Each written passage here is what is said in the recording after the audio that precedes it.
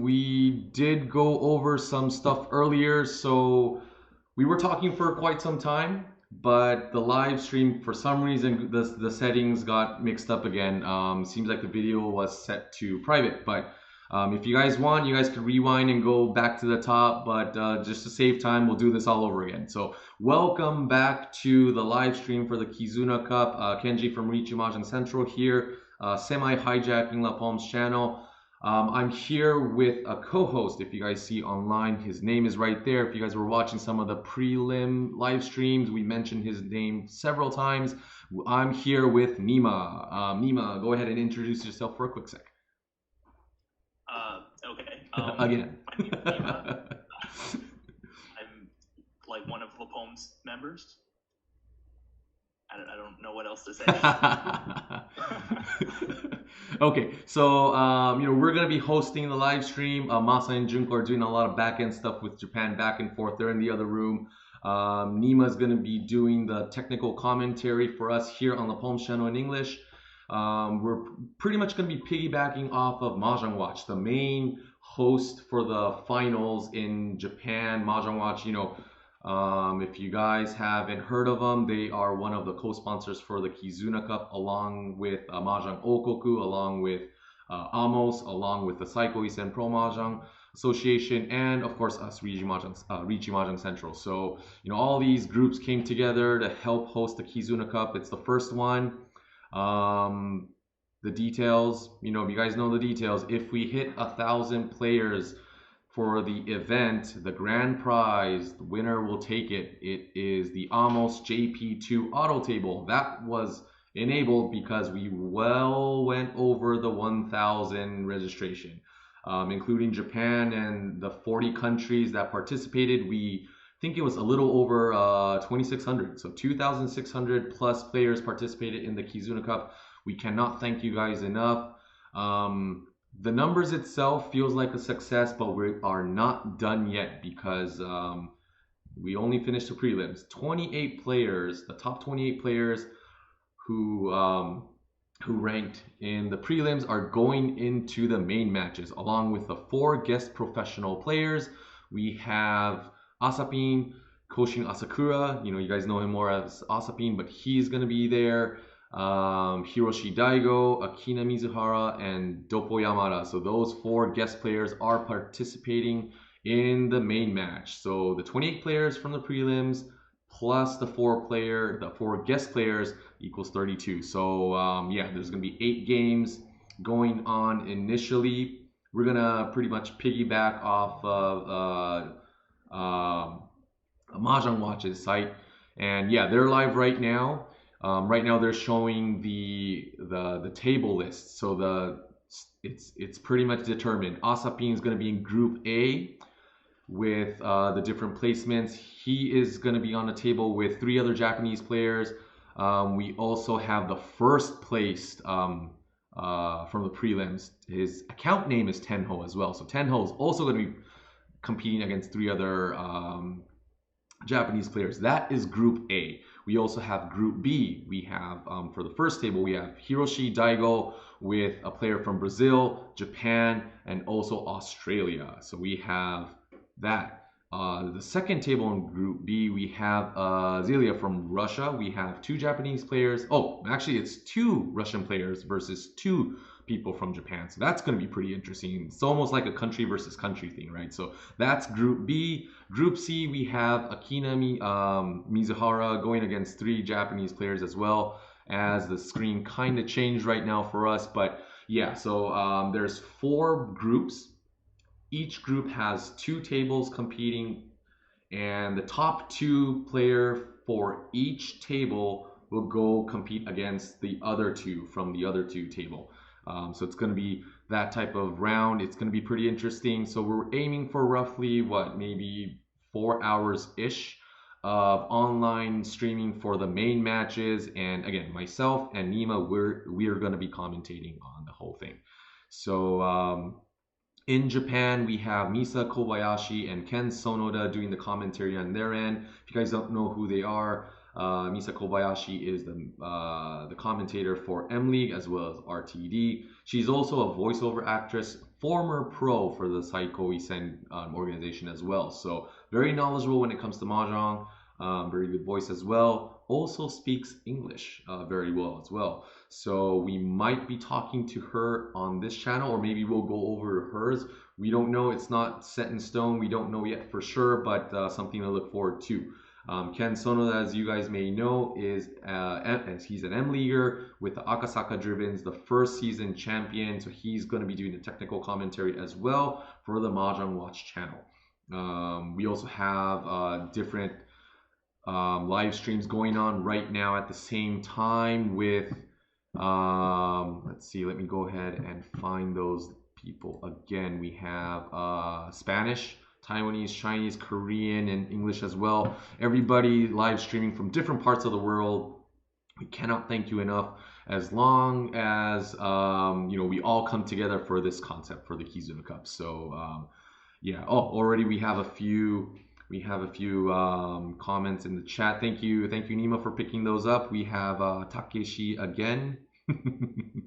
Kaisetsu. Okay, yeah. So we get to see Nima's technical commentary. You know, I hear you've been practicing a little bit. Is that true, Nima?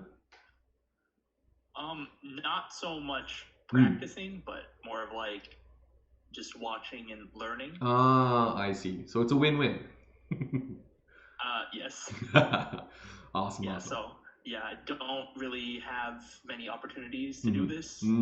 So I'm very much looking forward to this.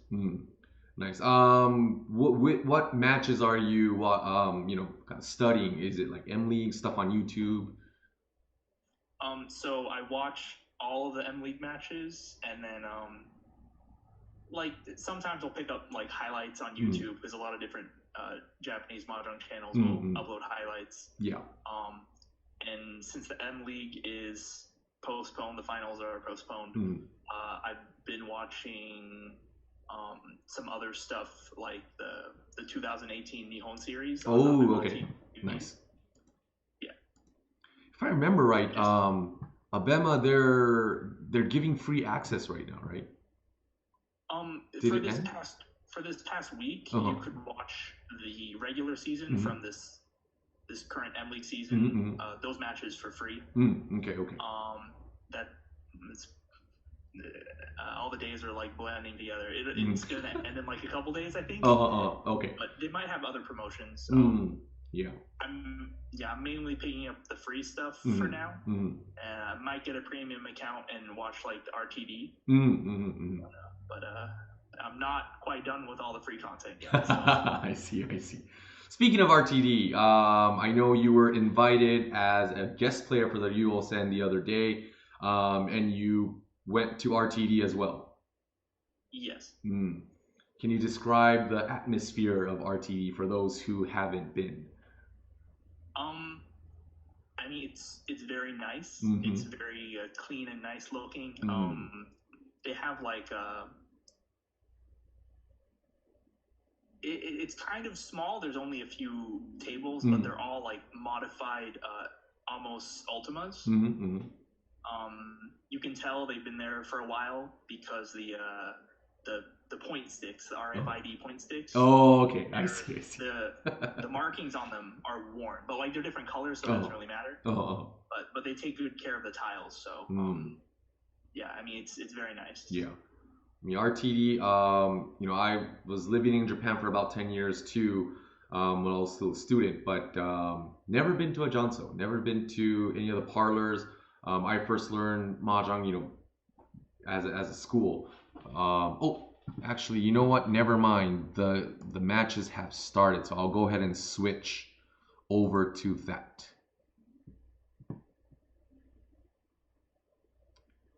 Okay, so let's see. We are seeing Mizuhara Pros table. So that's Group C. So we're looking at Group C right now. And yeah, so right now on screen, this is again mentioning we're going to be piggybacking off of Mahjong Watch's stream as well. And we're going to be not translating, but Nima's going to be doing a lot of the heavy lifting here. So Yeah, let's go ahead and do it. Let's have fun. Okay. So did we mention, we did mention only the top 2 from each table are moving on? Yes, yes. Okay, so this is going to be a lot different than like normal ranked online matches that our viewers would be used to. So there's that whole avoiding 4th mentality. Whether or not that's correct or not, we're not going to get into that. But that's a whole nother live stream.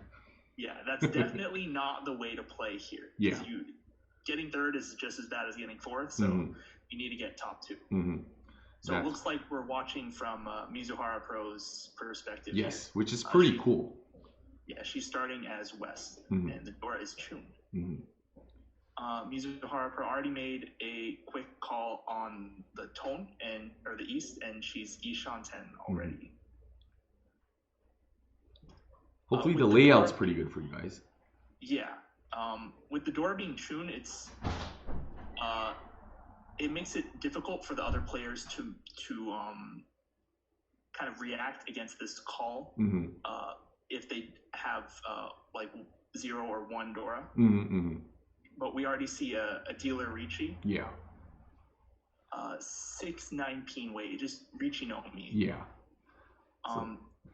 Mizuhara Pro called on the 4 pin to extend her pinzu shape, so she'll be able to use a 1 copy of the 6-9 pin if she draws it, and the Chun pass against the Riichi. So that is a great relief to the other players who each had a 1 Chun in their hands. Yeah. So right now they're waiting on the same tile, right? They're waiting on the both 6 and 9. So, man. Yeah, but Mizuhara Pro's not Tenpai yet. Yeah. Oh yeah, I kind of saw that. Yeah. Oh, okay. Boom, there we go. Never mind. Riichi Tsumo, 1,000 all. A very quiet start for East 1. So now moving into the second hand. Renchan for the dealer. If I'm not mistaken, all of these players are from Japan, yes? Yes, for this round, yes. Okay. Let me go ahead and ask Junko or Masa to get the list. Because I don't think I got the final one.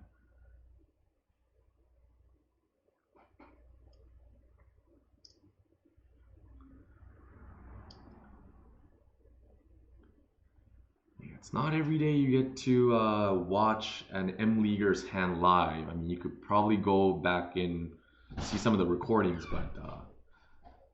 I mean, with the M-League going on, like, it is kind of every day you get to watch the M-League. Yeah, that's true, that's true. I mean, but on Tenho, though. Yeah. And, part of what, part of the... like what makes some of these pros like part of where their fame came from is from Tenho, like Mizuhara Pro. Yeah. She played in big like Tenho matches. Has a highest level of 9-dan, and that's like kind of why she was picked for the Pirates, right? They all have that kind of digital flavor. Yeah. For representing a digital content company, so that has a really nice theme. Everything makes sense for that group. Okay, so it looks like the player on the left, Natsunoto. Seems like it. They discarded the Dora tone in advance. They have 2 pairs of Yakuhai and Nyanmen, 5 8-pin Nyanmen to fill up. And Takugai Dewa Okasan. They looks like they're calling for Junchan. Yeah. Junchan, if they get lucky, they could get Sanshoku as well. But already Mizuhara Pro is Tenpai Damaten. 2-5. So it is. There are 4 discarded and 1 used up in her hand. So she's probably not very confident about this weight, or is expecting the other players to discard it if they draw it. Yeah. Unfortunately, it's pretty much used up in all the other players' hands. Yeah, that's true. Oh, Chi Toi Riichi on the Dora indicator pay. Well, no one has discarded it yet, so there's 2 in the... Oh! Boom! Ippatsu. Oh, well, they called, so... Did it? Yeah, they cheated 2 months and dealt the pay. Yeah, and the player on the left was also Tenpai as well. Just an FYI, the player on sitting on the right of Mizuhara Pro, Takugai no Okasan, she is also a member for Aeru. We did a preliminary live stream, the Janso from Hokkaido. She is a person working there, just an FYI. Saw that on Twitter. Okay, so I don't know if like I should be calling the players by their names because they're all Japanese and like. Oh, that's true. Okay. Players won't know how to read them anyway. Okay. So maybe we'll just like refer to them by Toyman. Yeah. Left or right to make it easier, or Kamicha, Shimocha. Yeah, it looks like everyone has pretty good hands this hand. The dealer has a pair of Dora. They're still holding on to a 9-mon though. So, Dora 3. They're still holding that 9-mon. They could be trying or leaving the option available to call for the 789 Sanshogu. Yeah. Yes. Yeah, because right now they do have too many blocks. And the player on the left, earlier they discarded their West. They went back 1 Shanten to give the hand better shape and potentially get Itsu. Ooh, and they discarded their 4-mon, even though that forms the Yanmen with their 5-mon. Yeah. By keeping the 5-7-9-mon shape, they're aiming to use up the Dora 7-mon. Yeah.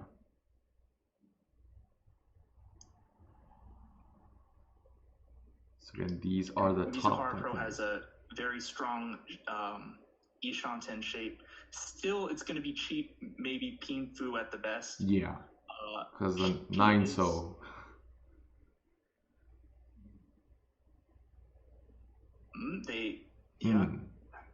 Okay. Player on the left, they made that call for Itsu. Yep. Kata agari has to be the 9-so.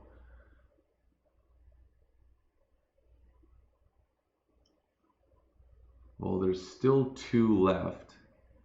Doesn't seem like Mizuhara Pro is going to be discarding that 9-so. But she will probably discard it if she draws another one. That's true. That's true. Well, looking at the player on the left, as a player, what would you see? Do you think it's a Hoinsu or... Well, not Hoinsu, but like how deep do you think that hand might be? Just by looking at the discards. Well, they haven't made that many Tadashis, right? Oh. Yeah, see, she did discard it. It's not really that suspicious. I wouldn't expect it to be a Honitsu. And even if it were, I mean, we can't see it now, but most of the Yakuhai were out already, so it would have just been 2,000 points if it were Honitsu. Okay. But yeah, having made only 4 Tadashi, it's not like you can guess that much about the hand. That's why paying attention to whether the discards are Tadashi or Tsumogiri matters. Because if they had Tadashi like 10 of those tiles, and they're like obviously building a hand, but most of the tiles they drew, they were just discarding right away. So that doesn't really give you that much information about what was in their hand. But now we're finally into East 2. Still, it's a pretty flat point situation, though. Nothing super big.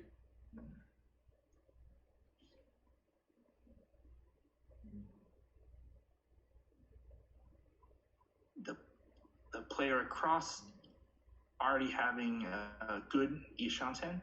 They're holding on to that extra 7-so to maybe improve the shape if they can. Oh, they changed to, they're holding the 5-mon instead of 7-so. Yeah, there is a lot of Monzu discarded, so maybe they're aiming for that. It's a little bit cheaper on the board. But the dealer, the player on the left, is already the Anmen Ishanten, and Mizuhara Pro calls 2 Sopon, looking like she's aiming for a maybe Yakuhai Honitsu. Oh, Riichi. Healer Riichi.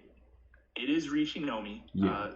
3-6 mon. And like we mentioned, Manzu is very cheap on the board. There's 6 left in the wall of their weight. But again, it is Riichi Nomi. With the 2 honor tile onkos, it does go over for Fu, so it'll be 50 Fu by round. Ippa Tetsumo. So this will be at least 26 all. Yeah. Oh, never mind. 4,000 all. It's good to know that the sync is good. I mean, it doesn't seem like there's a delay for us. Yeah. Yeah, so that's pretty good. Okay, so now they get Renshan. In this situation, the players in 3rd and 4th, Mizuhara Pro and the player on the right, they're probably going to give up on getting 1st and aim more for 2nd place. That's a lot more reasonable. It is still East 2, but you only need to get 2nd place to move on to the next round. So there's no need to take huge risks just to try and get 1st place. Yeah. It's funny in the comments on the Mahjong Watch page right now, their channel, they're saying the 2 moms are having a tough time. So all the moms seems to be cheering on for Mizuhara Pro and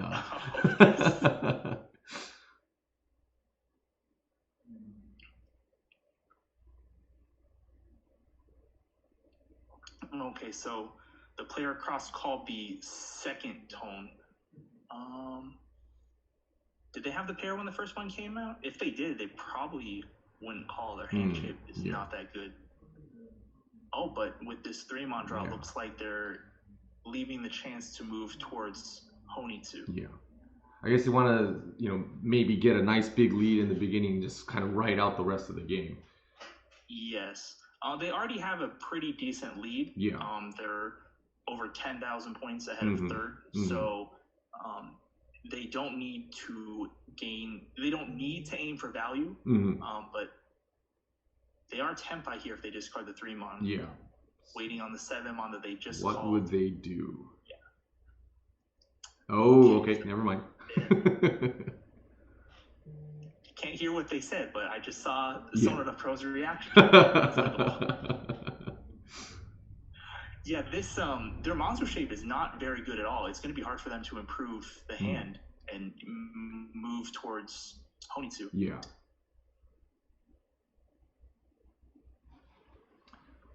Okay, so and now they're faced with a Riichi, and they have no safe tiles.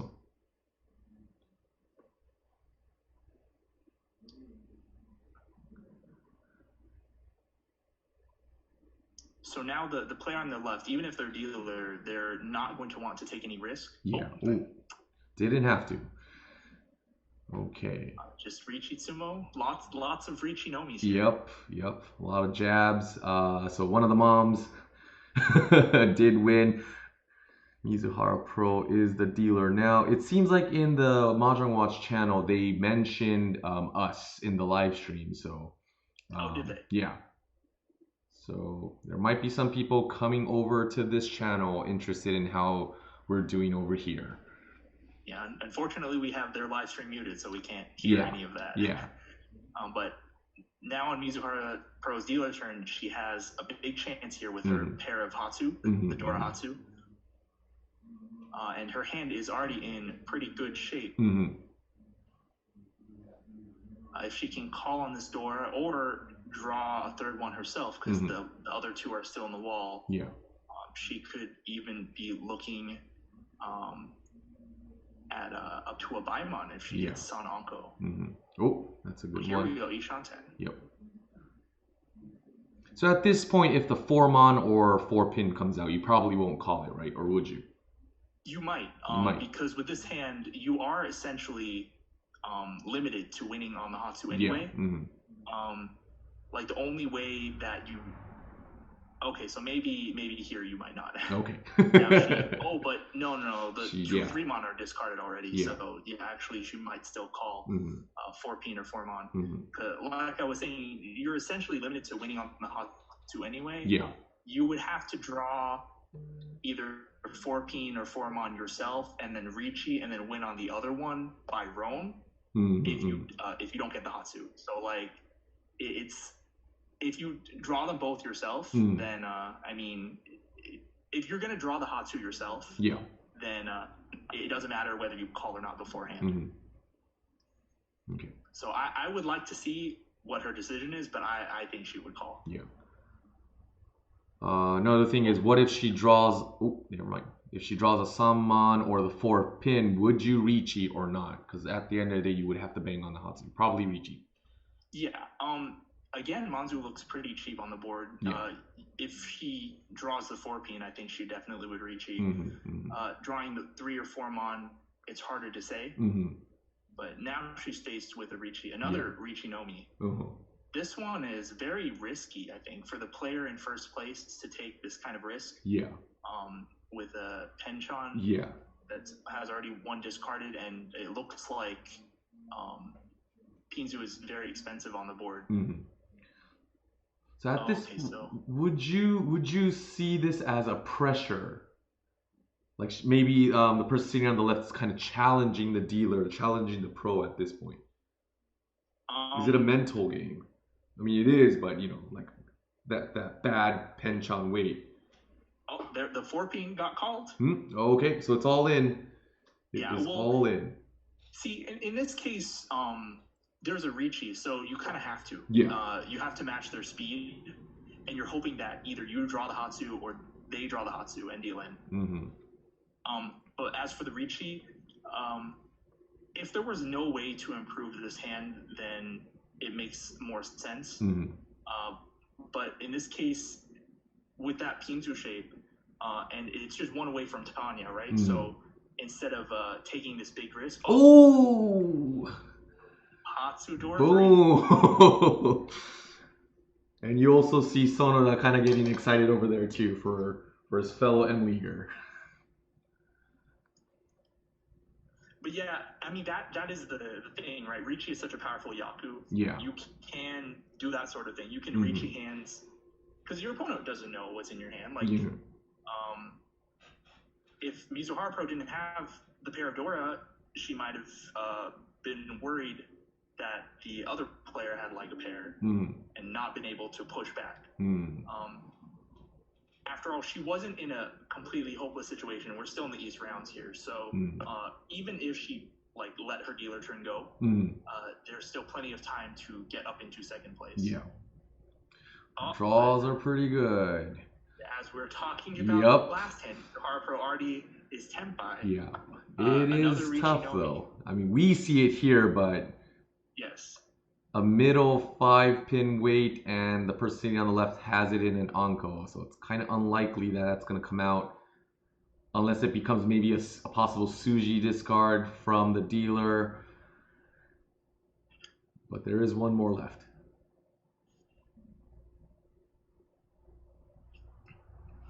And there's not much information that the other players can get from Mizuhara Pro's discards. 7-mon. The 3-so just passed. The player across just pushed 3-so. Yeah. Or rather, they discarded it. They didn't have anything. But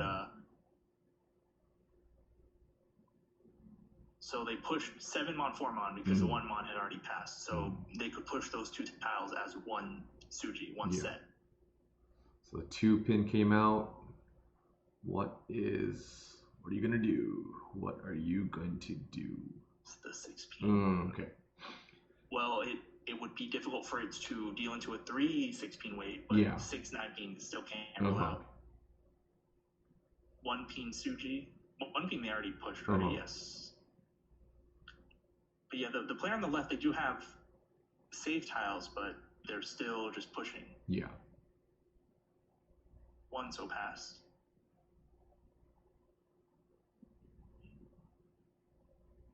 Yeah, so it doesn't look like the 5-pin is going to come out of their hand.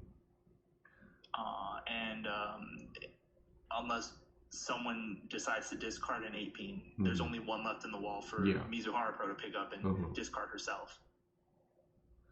So the later we go in, is it getting more advantageous for the dealer or not? It is. I think it does. Because you know their tempai, right? And you can't know what their value is. Yeah.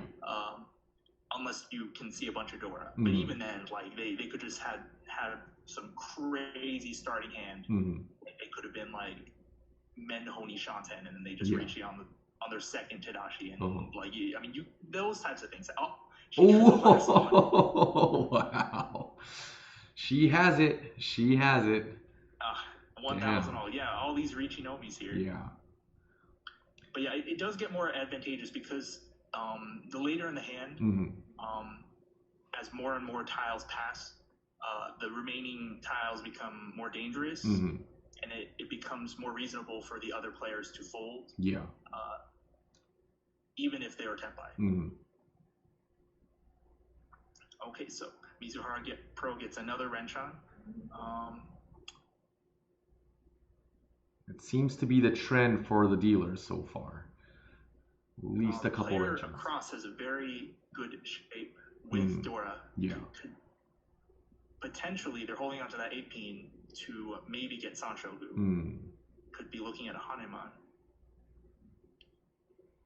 Player on the right called the Chun. They're very far behind now.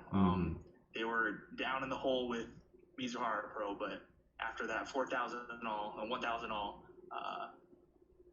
she's gotten all the way up into first place. Yeah. So the player on the right, they might end up moving towards a Honitsu, a Pinzu Honitsu. They can get the East, East Chun Honitsu for Mangan. Then they'll give themselves a fighting chance. Yeah. So rather than trying to, call a tile and we'll see the 9, so took the tempai first, wants to get rid of this dealership as soon as possible and bring the dealership to themselves. Yeah, but I feel like if they had drawn a Pinzu tile that didn't get them tempai, they probably would have moved towards Honitsu. And the player on the left is gaining for Chitoitsu, so that East might not come out at all. So we're mainly never mind. Just as I say that. Okay, 2,000. I wonder.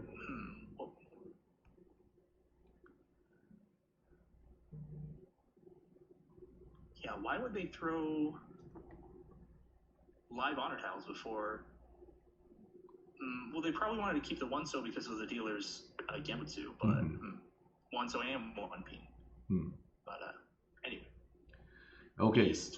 Yep. Trend has it the dealer does have a few Renchans in there, but we'll see if the Jinx is still alive. We will see. Yeah. Mizuhara Pro already called on her win the North. She's probably just going to try and end this dealer turn quickly. Shanten already. Yeah, so this is where having points, having a lead, gives you more options. So like the players who are far behind, they can't be doing these 1,000 point calls just to pass rounds. They need to make it up into first or second place. But for the players in first and second place, they can make these sorts of calls just to try and end the hands, pass the hands, because it brings them closer to victory. So in other words, understanding the format, the rules completely is very, very important. Yes. If you don't understand the format, then it's not a competition. Yeah. Yeah. All the players have to be playing for that specific goal. Otherwise it doesn't mean anything. Okay, Riichi. here, another dealer. Riichi Nomi. The trend. So they're only Yaku, but they have 2 Dora. Yeah. Let's see how far Mizuhara Pro will push. She might just discard the nons right here. But if she does that, it'll be very difficult. Oh, she pushed. Okay.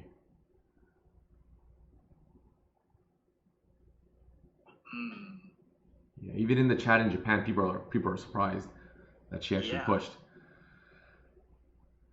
Yeah, for her to be in first place, she was tenbai with a good weight, but to take that sort of risk on the dealer's Ipatsu turn, especially when she had a pair of south that she could have just discarded first. But then by holding on to that 7-pin, it would have pretty much completely given up on winning. Yeah. Because it's not like she could pair it up.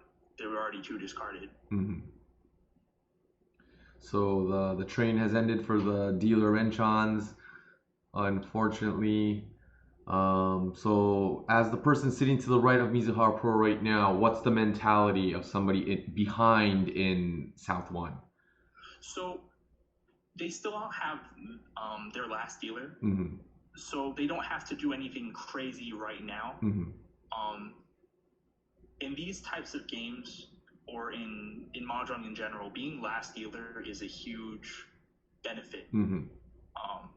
Even if there is no agariame, even if you have to continue when you win as a last dealer,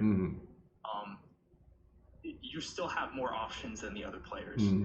If, for instance, the player across, if they deal into a big hand right now and they end up in last place, they're going to have to be aiming for like Mongon plus hands every single hand after this. And they only really have 3 chances to win. So that really limits their options. I see. So being the last dealer here is a huge boon. I see. So that being said, the current dealer is in the most tightest spot right now, being in third and the last dealership. They not so much. They're well within range of second place. Yeah. Because the goal is to be the top 2. Yes. Okay, so Riichi, Pingfu, possible one Dora, no Ipatsu. Yeah, not only breaking Ipatsu, but moving to the better one. Riichi, Pingfu, Tsumo, one Dora. Ura, no, okay.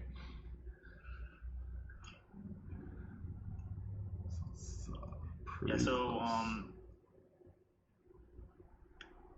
now the players in third and fourth are going to be aiming for second place still. So the player across, even though they had to pay double because they were dealer, they're still not that far away from second. Just winning a Mongon from anyone will put them up in second place. So they're not in a desperate situation by any means right now.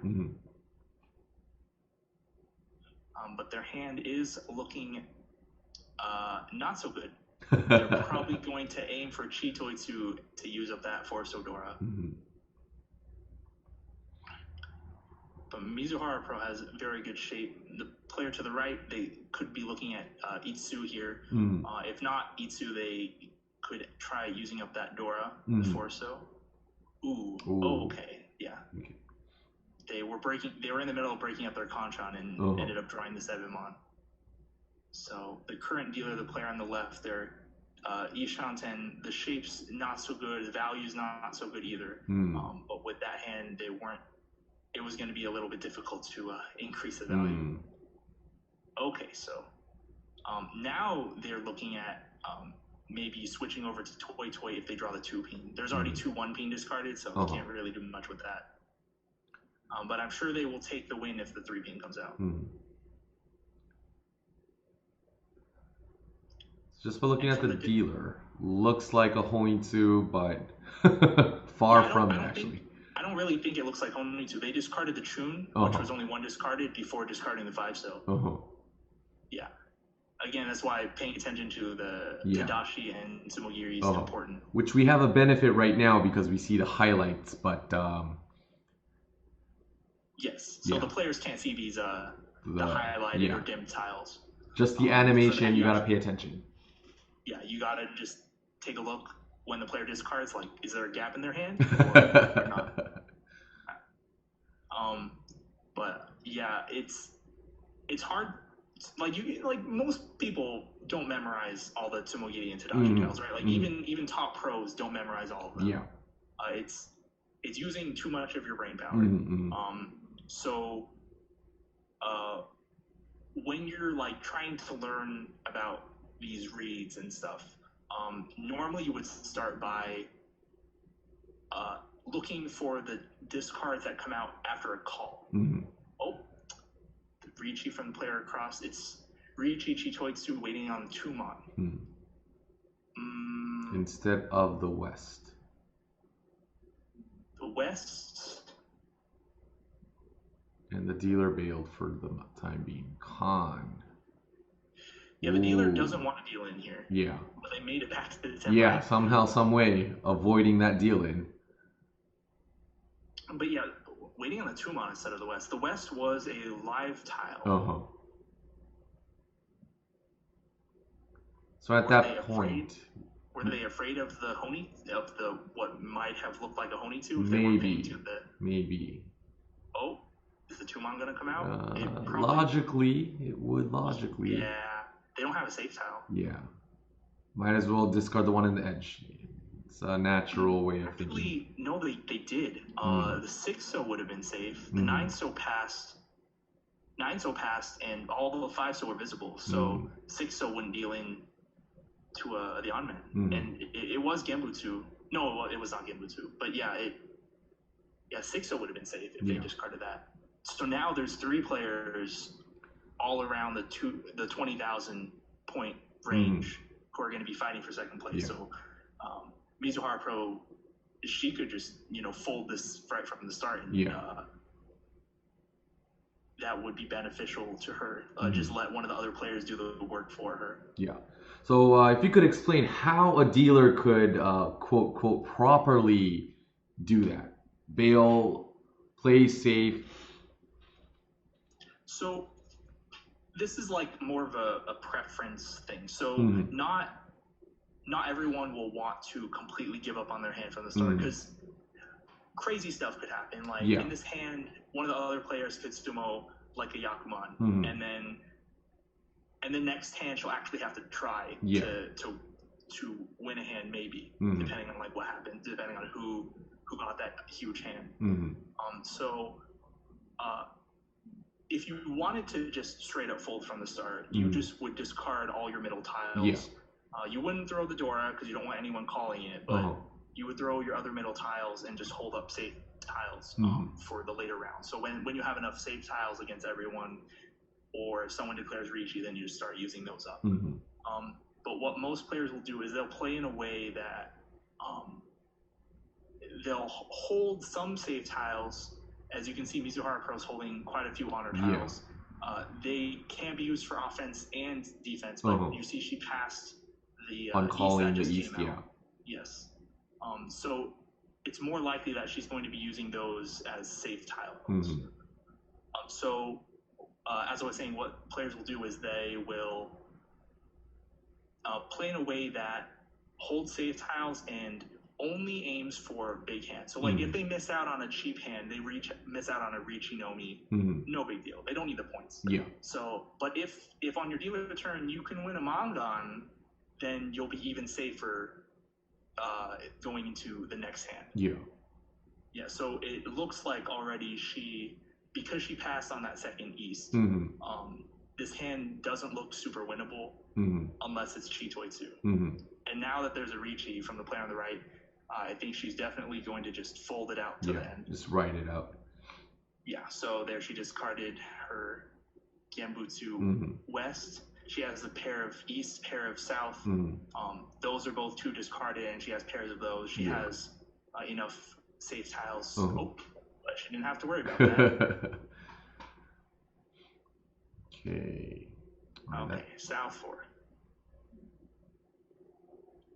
So Mizuhara Pro is going into this hand in first place. The player across is going in second place, 33,600. Player on the left has 29,300. So they are 4,300 below second.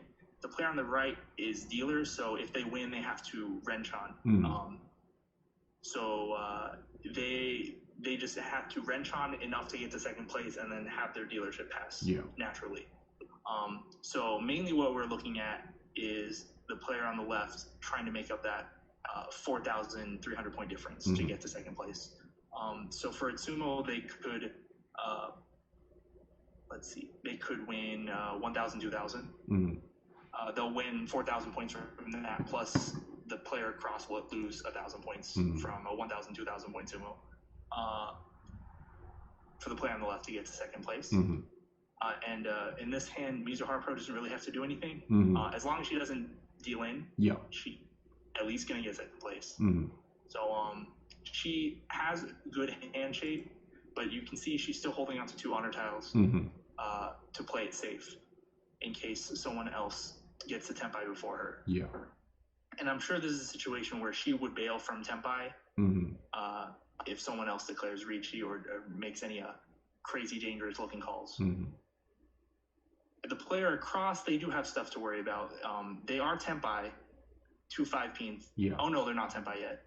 They're Ishanten. So now they're Tenpai. Ooh, but they have all the Dora, but are they going to? Of course, they reach me.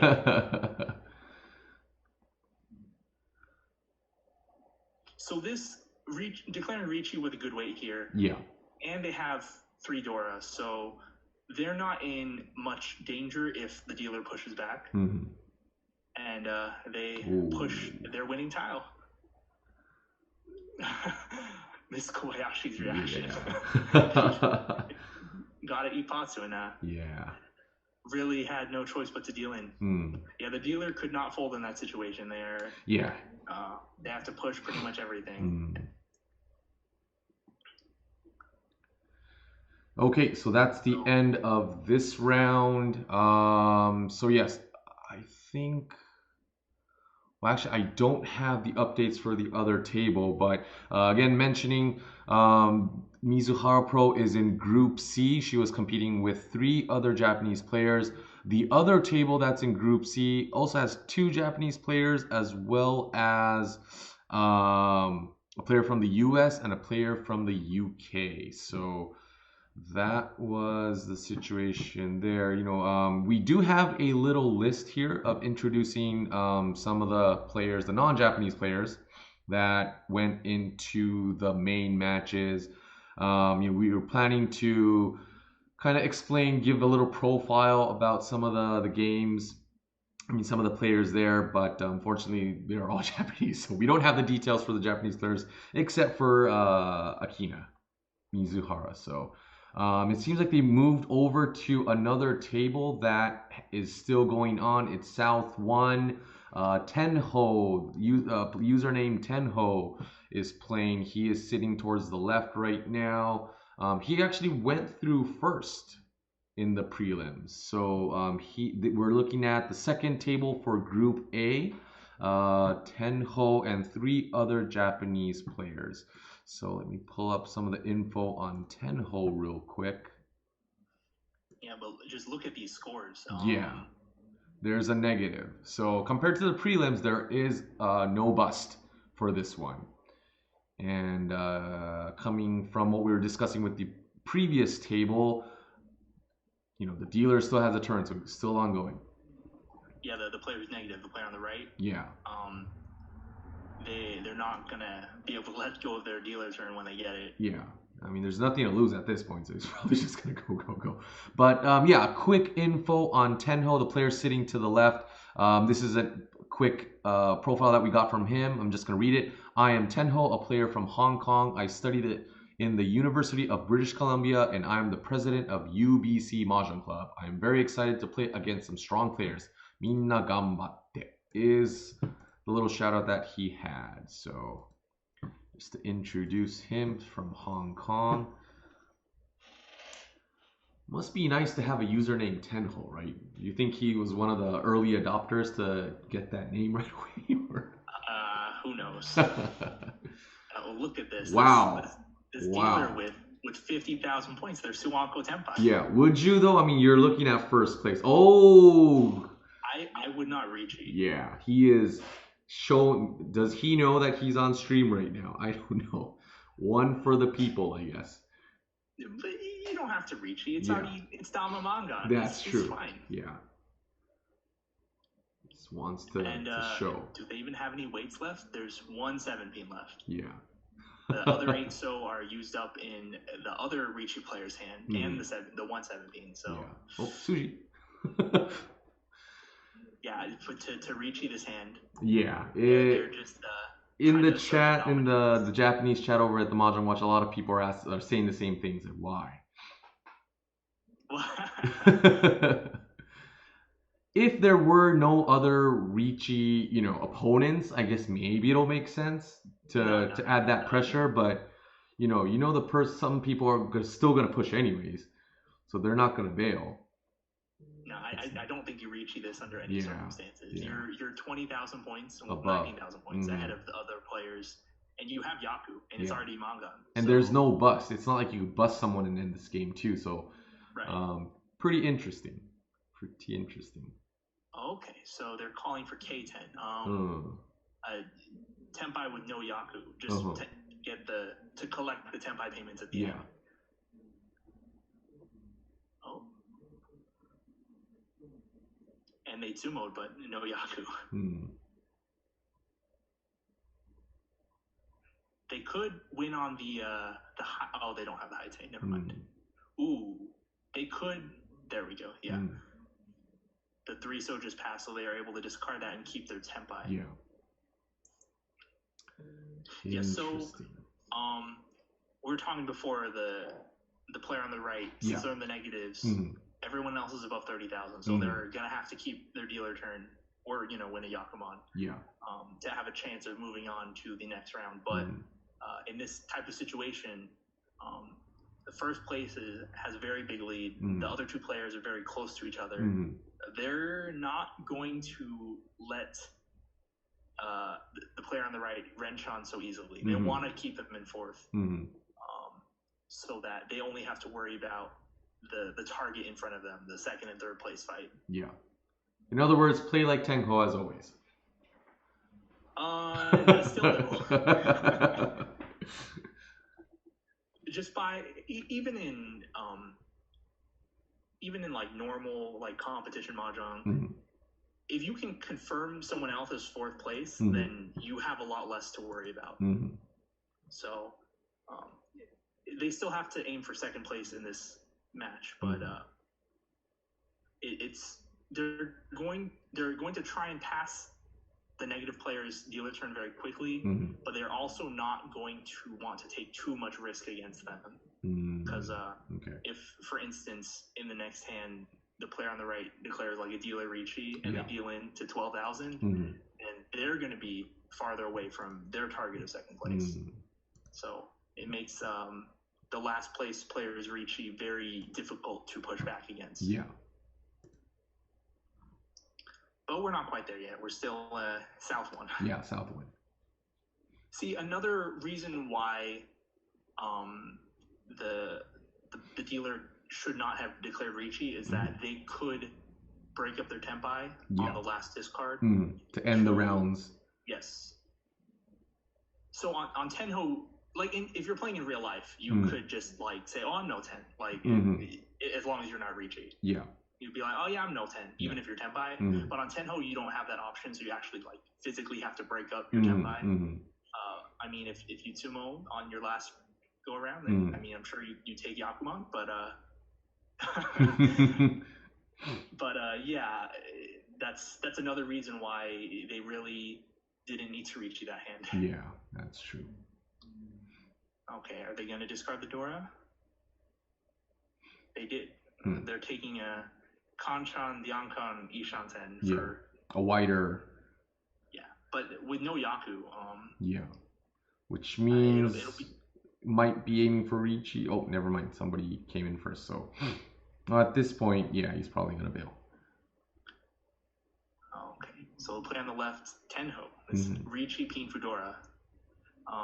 Winning this hand, they'll pick up 4 Riichi sticks. And that will put them back in 2nd place if they win this hand. 6, 9 pin. There's 4 left, it looks like. The player across. Ooh, they folded. Okay. Oh. Okay.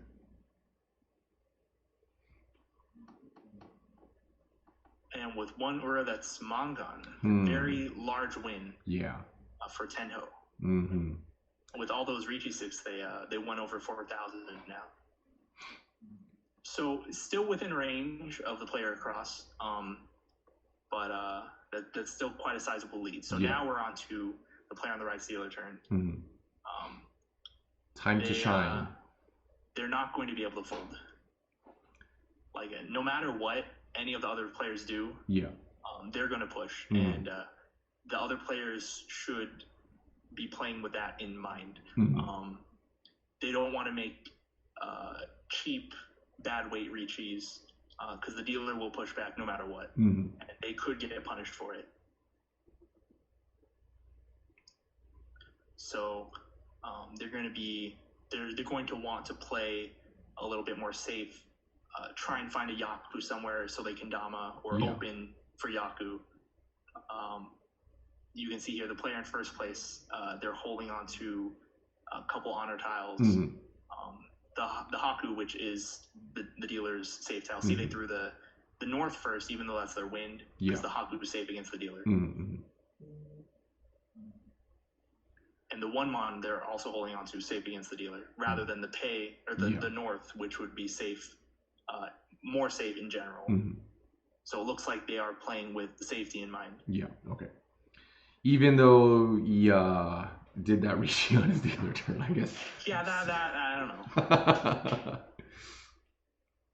But you can't know unless you ask. Yeah, that's true. Yeah.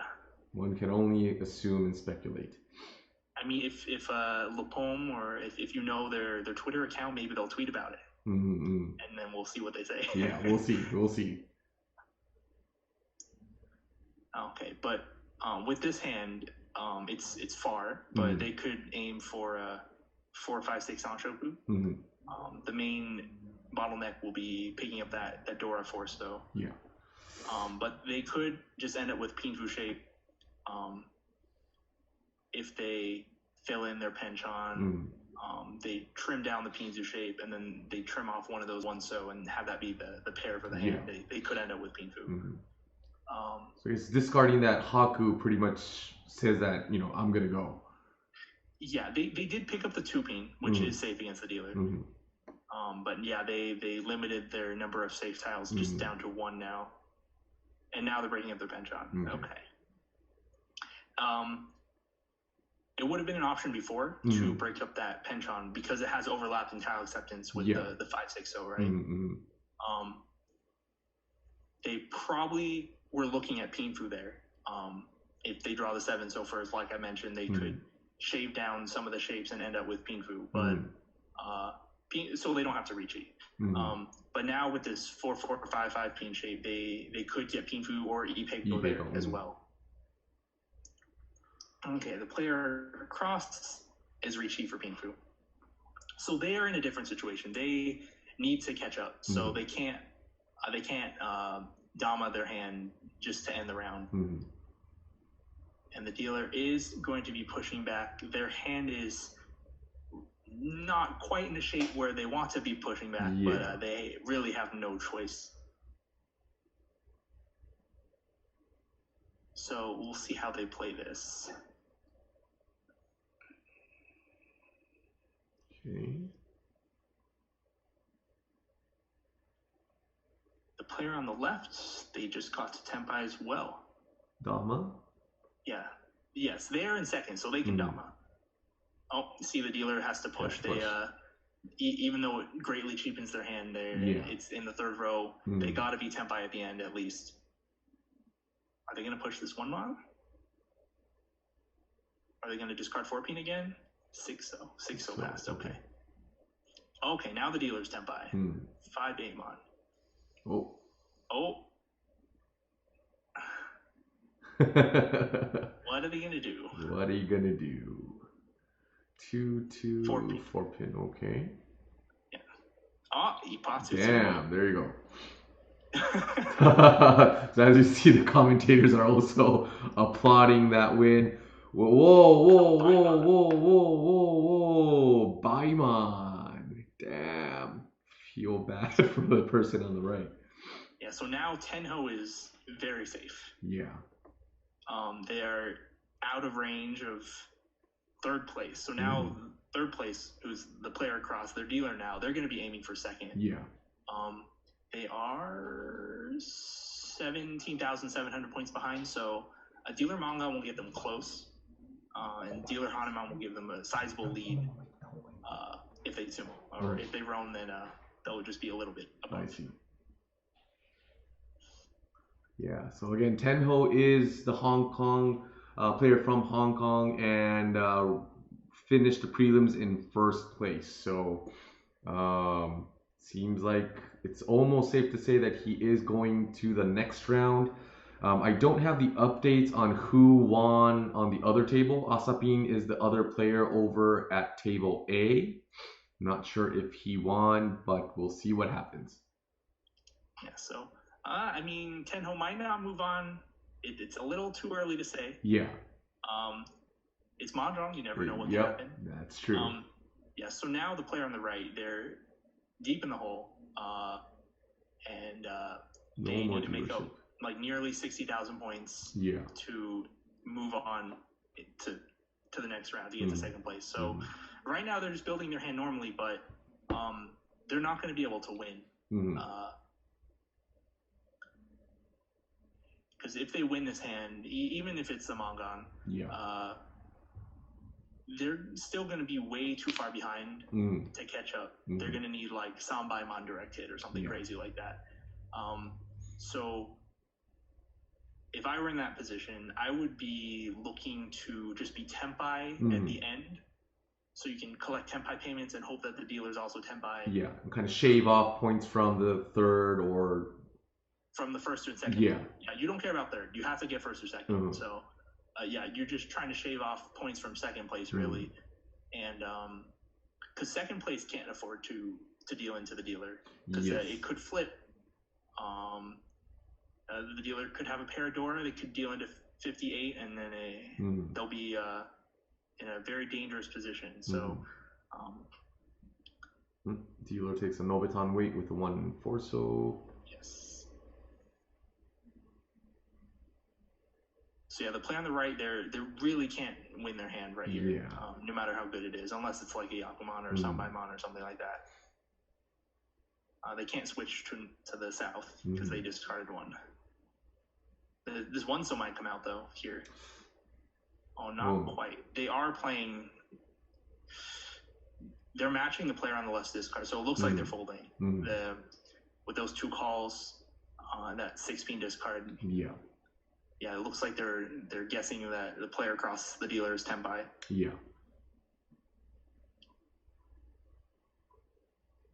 Slide over. Yep.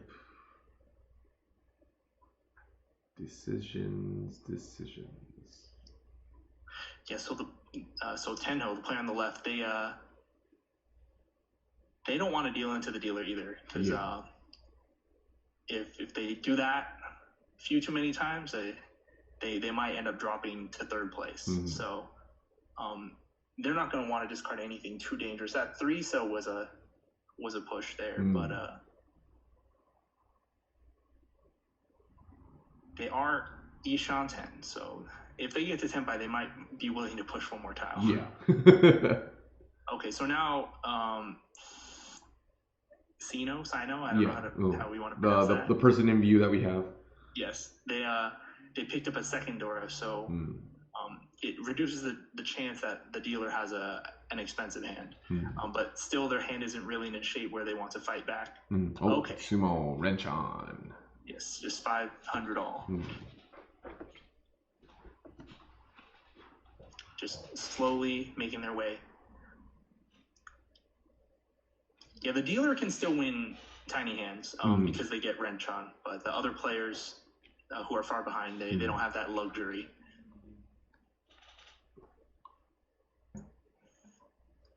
Yeah, so here the player on the right, their hand's not in the best shape, and even if it were in a nice, good shape, they couldn't win it anyway. So they might aim for a single suit hand, either Pinzu or Sozu, if they can get like a Dama, or not Dama, like a Menzen, Honitsu or Chinitsu, then they win that hand and then maybe win one more huge hand in South 4. Okay. But that's going to have to be their goal. Okay. And the dealer already is Ishanten. Uncle of Haku and one Dora. It's looking like an expensive hand. Okay, so I just got word. It seems like all the other tables are done. This is the last table that's going on. Once this table's done, there will be a 5-minute break and we will immediately resume. Sounds good. Yep.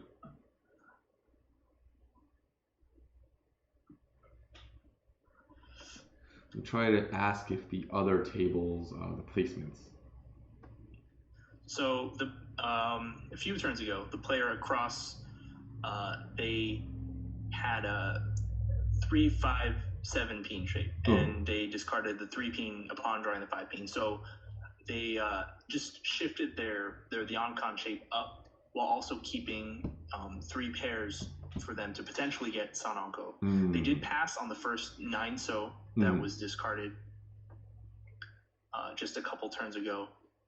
So it looks like they're aiming for that big hand. They're each on 10 for a big hand, so they're going to aim for it. Even without getting Sanonko, if they just fill in one of the Kanchans, they'll have Riichi, Haku, Dora for at least 77. Yeah, which is good enough. Ooh, this is, they just, they could have also taken Ishanten for Chitoi 2, which would allow them to use up another Dora, but they went with the better shape here and confirmed a normal hand. The player on the left, Tenho, they're Ishanten. They have a not so good shape left over, but if they can end the hand here, then they're pretty much guaranteed to move on. Okay, the 7-so, they 2 8-sos discarded, so there's really no point in holding it. And they already passed on the Chitoi 2 opportunity. Okay, so Tenho discarded their safe tile, the west. They're maximizing their tile acceptance, but they do have they have 2 and 3 mon against the dealer if they need to fold. So they're not risking too much right here. The second 9-so came out, and yes, we're on the 12th turn already. Okay. Yeah, they had to take it. Yep. So they are Tenpai for Hakudora for 3,900.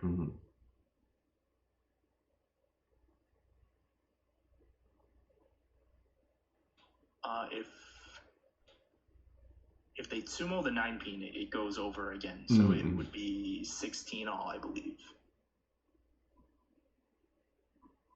And there's 1 9 peen left. 5 peen, both the 5 peen are left in the wall. Yeah. A few left, it's possible. Let's see. Okay.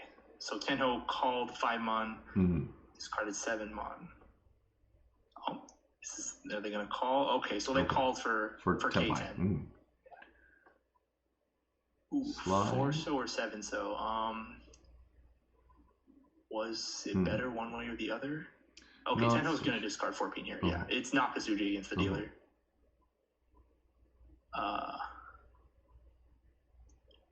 Was 7-so any safer? Not so sure. I don't think so. Yeah, not so sure. I mean, he already discarded the 7-so once. Maybe that's why he wanted to do that. But again, the Tedashi part coming out, not so sure.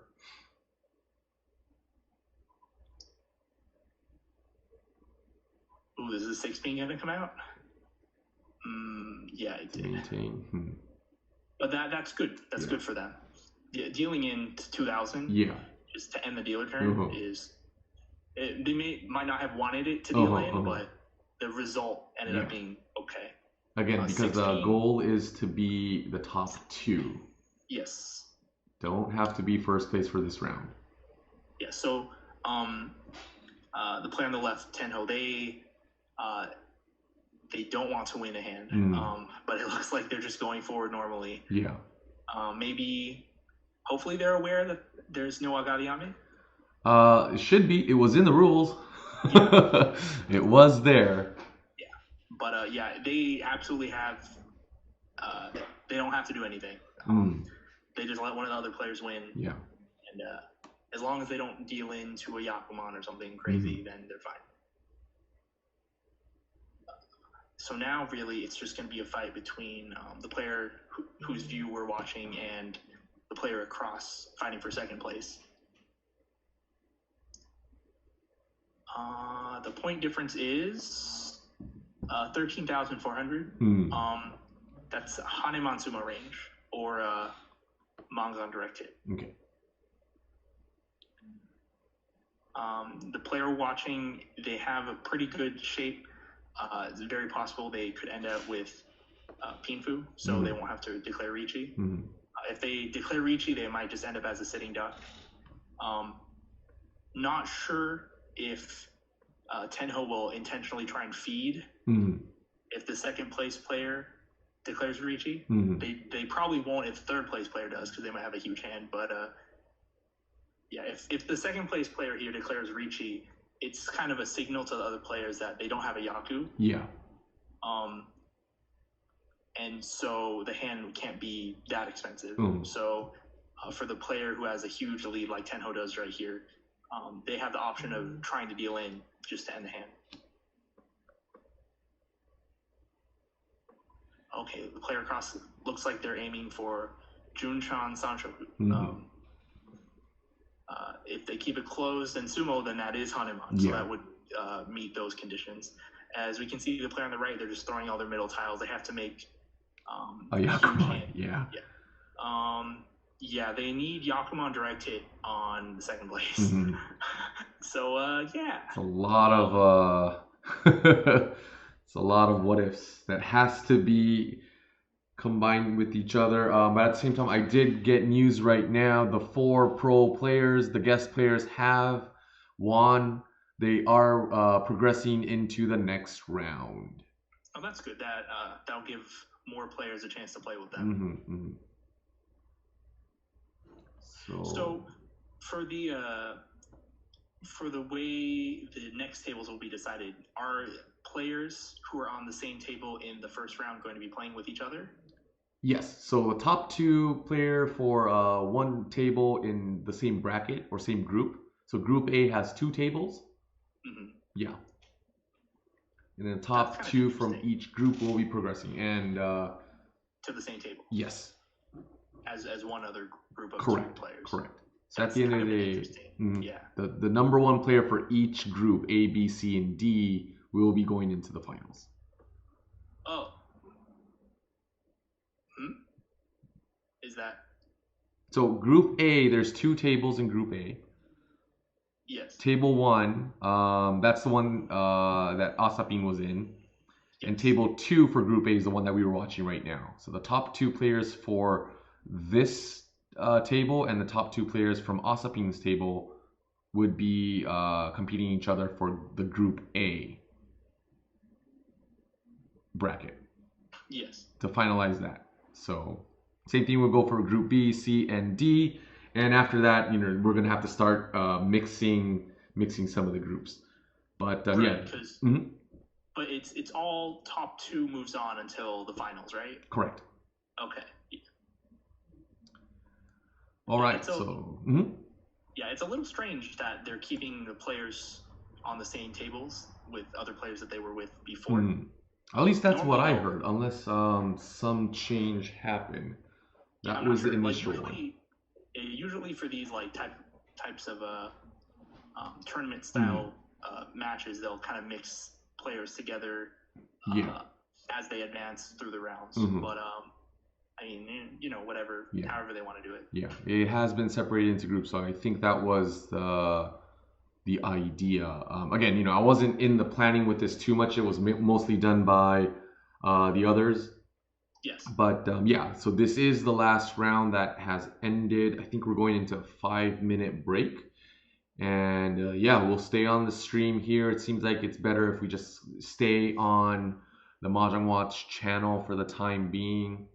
If they do call us, we'll probably join in, whether it be audio or video. There might be some, we might just swing by and say hi. Who knows? I'm not really sure what's going to happen, but there have been talks. I don't know, maybe we could even have Misa Kobayashi do some commentary in English. She might in the final. I wouldn't be too surprised. That would be neat. Yeah, that would be pretty neat. So at that point, I don't know, maybe we'll end the stream so we could watch her commentation too. We will see. We will see what will happen. But unfortunately, Sonoda Pro doesn't know English, so. Yeah, well, we could kind of try. All right, so it's gonna be a 5-minute break, right? Yes, 5-minute break. We'll I'll still be here. So yeah, if you guys want to take a break, go ahead and do so. We are told that we'll start again in 5 minutes. Okay, yeah, I will take advantage of those 5 minutes. Okay. Oh, it looks like they're waving. Yep. Yep. 5-minute break. Okay.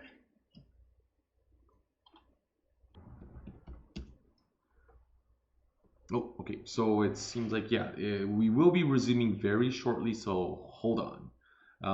Once Nima comes back, we'll go ahead and do that as well. So Nima, if you're there, just let me know. Yeah, I'm back. Oh, you are? Okay, perfect. So I don't know if you were able to catch what I was saying earlier, but we do have the updated tables. Let me pull that image back up. Yeah, I see.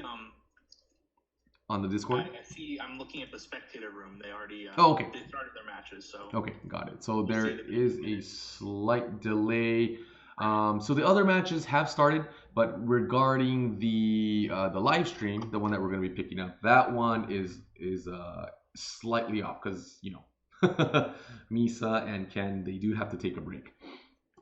Well, while we wait, we'll mention again the two top players who were in the same group earlier, Group A. So Table 1 and Table 2 of Group A.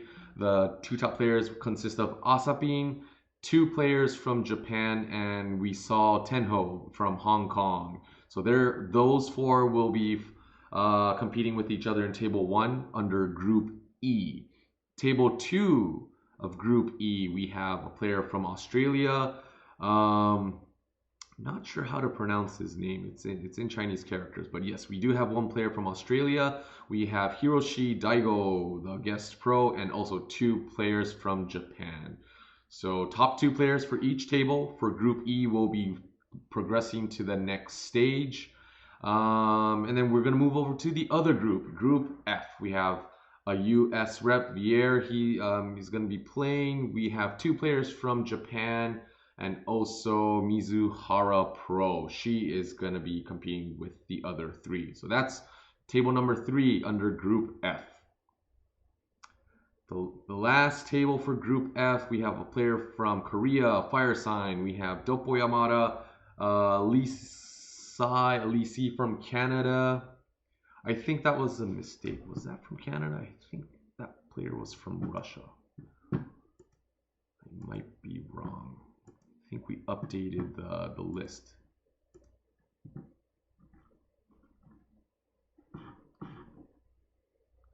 Might be wrong. Let me double check here. Nope, that was a different player. Yes, Lisi is from Canada. So yeah, we have a pretty diverse group. Oh my goodness. There you go. Something to wake you guys up if you guys are falling asleep. Super zoomed up, close image right there of Ken Sonoda. Okay, they are back. Probably giving their thoughts regarding the last few games that they were, commentating and watching earlier. Yep. Curious to see which table we are going to be viewing. Oh, as we see on screen, so that's the list of players. As mentioned earlier, Group E has 2 tables, Group F has 2 tables. The pros are scattered among each table. The top 2 players from each group will be meeting each other in the quarterfinals. Wait, at this point, this is the quarterfinals, right? Yeah. So yeah, it's gonna be interesting. Let's see how many players we have from Japan, excluding the pros. We have 2, 4, 6, 7 players from Japan, and we have 4 players from countries outside of Japan. Yep, 1 from the US, Canada, we have Korea and Australia as well. So depending on which player we get to see play, we do have a little list here with some of their details. Hopefully we could read some of them.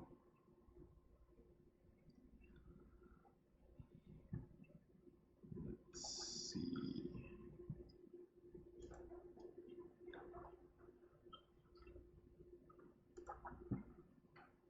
Okay, the game game already started.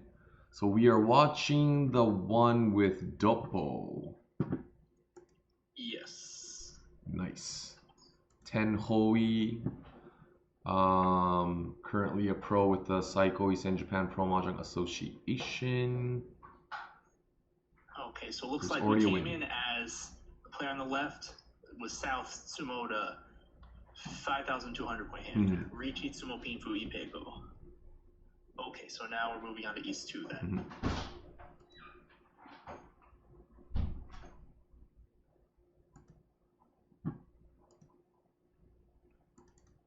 Okay, the player on the right called their first West. That is their win, and they also have a pair of East.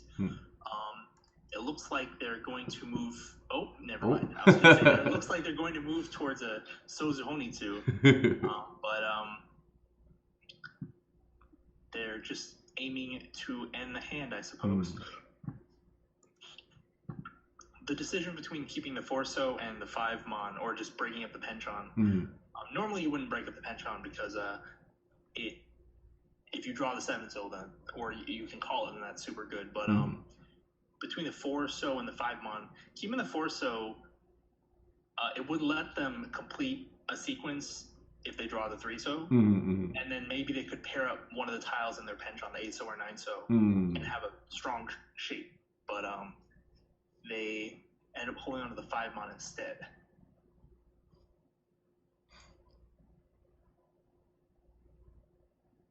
Doppo's hand is progressing.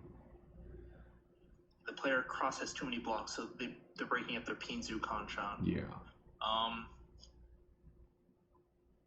With the Anko of Haku, if they draw the Dora, I'm sure they will have no problem just declaring Riichi for Riichi Haku Dora, and then if they here we go. Oh, all right. If they Tsumo, they get Son Anko as well, but they are waiting on the Dora indicator tile as one of their weights, so that one more they're left. probably not too confident about. But the 1-mon, there are 2 in the wall. This case, that one remaining 5-so is used on the player sitting on the left. So Fire Sign from Korea, it's probably not going to come out. So yeah, the 1-mon is the only one available. And the 4-mon was discarded. So might be a Suji. Something might come out. Might be dealt by another player. Yep. Player on the right there. LSI. They're having to push. They don't have a choice. They didn't hold any save tiles. But Doppo's Tenpai waiting on the Riichi player's Genbutsu 2-mon. The 2-pin push doesn't really stand out too much. Yeah. It's Suji. The 1-pin discard before maybe. But the player on the right, they really have no choice but to push everything. They're Tenpai for 39 if they win by Roan, or 52 if they Tsumo. But and the player on the left is also Tenpai, but they were Dama, so they broke Tenpai upon drawing a dangerous 4-so. The 2-mon. Oh, boom. So Mangan, Chi Toi, Tanyao with 2 Dora. That immediately puts the player across in a difficult situation. Yeah. And, Doppo and Fire Sign have a healthy lead. Well, Doppo, lives and breathes in Tenho, so. Yeah, but while we're early on in the hands, let me go ahead and introduce you, the players, the non-Japanese players here. To the right, we have LSI. I'm just going to read what he sent me. Hi, my name is Ryan, using LSI as my Tenho ID. I have participated in IRMC 2018-2019 for Canada, aiming at winning the table or a beautiful Yakuman. If I win the table, I will use it to play with my Japanese friends. We have about 5 people here, and other 4 are all Japanese. They help me a lot on Mahjong manners. As a university student, I don't have too much time and money to participate in any offline tournaments. My final goal is participating in WRC or being a pro if I can go further. And the way that I enjoy M-League so much, my favorite team is Shibuya Abemas. My favorite pro is Kiharu Koichi Pro. I learned online Mahjong strategy from his YouTube and Nico Nico channel, and I recommend his videos for all mid-tier players. Hopefully he can be an M-Leaguer one day, and for beginners or whoever has interest but hasn't started to try. I recommend Tsunoki Seal's channel. She is a decent Mahjong VTuber who also has really high skills in Mahjong. At the end, thanks for hosting the event. I feel like I lost my passion to Mahjong after de-ranking to 6th Dan. But after watching the stream, I got deeply inspired by the passion. Thank you, all Mahjong players, was the info that he provided. Thank you so much. Hopefully this event, hopefully you progress too. I mean, if you were kind of demotivated, you're going up against Doppo and all these high-level pros in the tournament, hopefully that'll motivate you back up. Okay, so if I could say something about the game. Oh yeah, of course. A few turns ago, the player across from us, their hands started to come together, but they ended up going back to Shanten, discarding one of their two mon.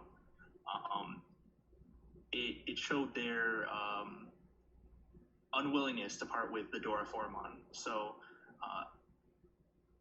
instead of keeping that pair and just taking the Tompini Shanten, they kind of forced the Dora into their hand, and it worked out well. They ended up drawing a 7-mon to complete the odd man shape, and now they have a very strong. Oh, and now they're Tenpai. They drew the Yasume and finished their Sanmenchan first, but they're still Tenpai for a 2-5 pin with Pinfu Dora Dora. Oh, Riichi comes. They waited a turn. Yeah, we have that 1-5 pin floating from LSI right now. They're not going to discard it. No one wants to deal into the last place as Riichi. Yeah.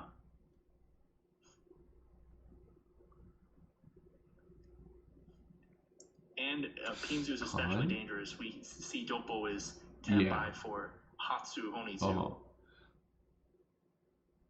Would you do Khan or try to wait for that middle 3-pin wait? They're not Tenpais. I don't think they would Khan. Yeah. They just were trying to figure out what's safe. So if it deals into Doppo, his hand's probably cheap, and it was Nakatsuji against the Riichi.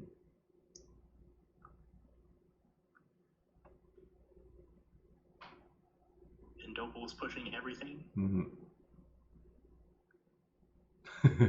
Even if he deals sweet. That makes sense. Well, the 7-pin pass. Yeah. So even if he deals in here, he's not in a hopeless situation yet because. And he folded. Very reasonable. Yep. He that was his last draw. So. Oh no, he was still Tenpai, but yeah. No need to take any risk.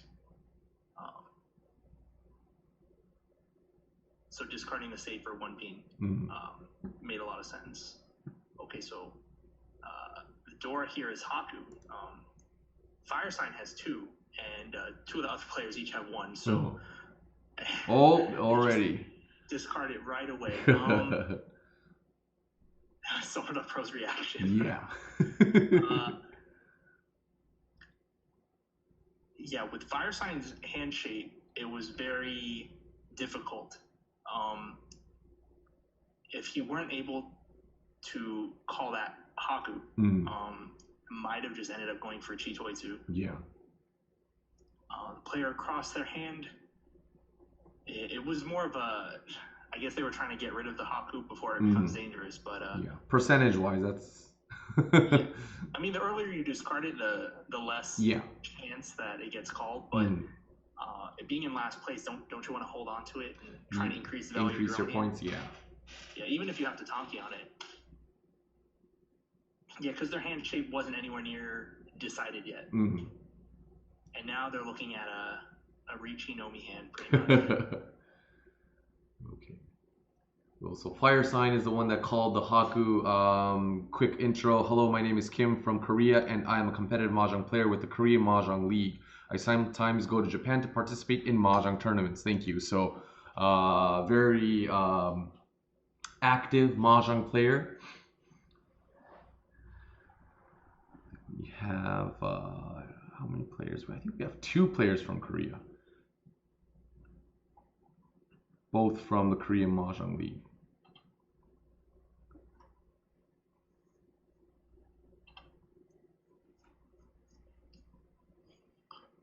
Okay, so player cross is Tenpai, 6-9 pin. It's just pin. Oh, they might switch to 5-8 mon. Oh, Riichi. No. So yeah, it is just Pinfu. So even though they need the points, declaring Riichi doesn't increase their value that much. Yeah, at this point right now. It might go from 1,000 to 2,000. So staying Dama just to maybe try and end the hand safely, because if they Riichi and end up dealing into that Dorapon, then yeah, that's the worst case scenario right now. Yeah, so they're not going to be happy if that happens. But Fire Sign is still no 10, just each on 10 right now. But with this hand, if they're able to win, it will nearly confirm. Well, it will go a long way towards confirming their second place. Okay, so no, they folded on the 9 pin. Yeah, all the Monzu was dangerous. It's interesting they did not discard their pair of 1-so. The 6-so was Genbutsu, but 1-so is 100% safe. Yeah. Instead, opting to discard 6-7-so.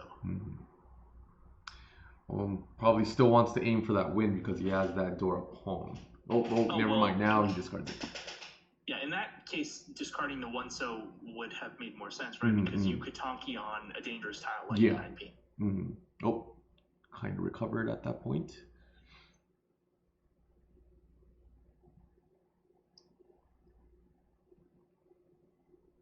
Oh, if they had taken the 5-8 mon.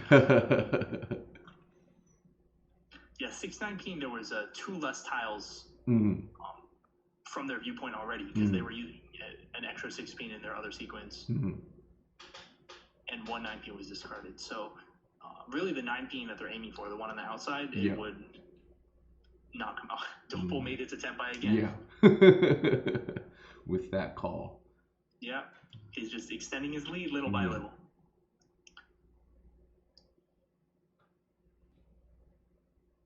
Starting with an Anko of 6 pin and 1 Dora 9 pin. That having the Anko of 6 pin makes it harder for the other players to use upper Pinzu, even though they might want to hold on to them just to make use of the 9 pin Dora.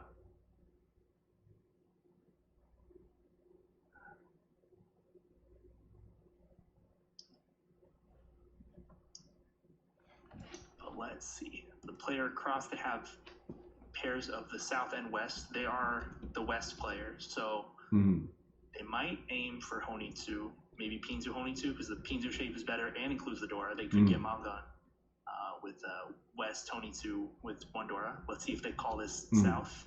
Oh, they passed. Ooh, but they drew 7 pin. That's very strong. Now they can naturally move towards Honitsu. They have enough blocks for it. If they just call the West and South, they fill in their Dianmen, and they can have like an 8-9 pin weight.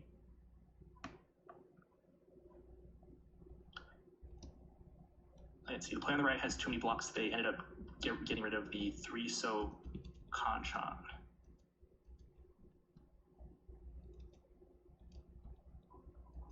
Yeah, they are. The player cross definitely moving towards Honi-2 with that 7-so discard. Oh yeah. Fire sign has 3 pairs, 1 isolated Dora. The hand shape's not too good. They're probably going to want to advance with. It looks like they're aiming specifically for a cheek toy too. They discarded a 2-mon from their Anko earlier. And the player cross keeps drawing Pinzu. They might end up with Toy Toy at this rate. Maybe. They missed their pay, or their North, but there were 2 discarded already, so he can't really hold on to that. Yeah. Having filled in an Anko of 8-mon, Fire Sign confirms the 3-mon Penchant, and they get to Tenpai. Or Riichi Nomi, but they have to discard the Dora. So they discard their pair of 9-so. Okay.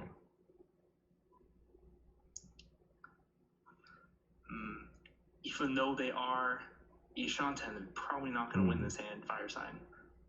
Doppo is already Ishanten with very good shape. Is Anko headless with Hatsu Anko as well.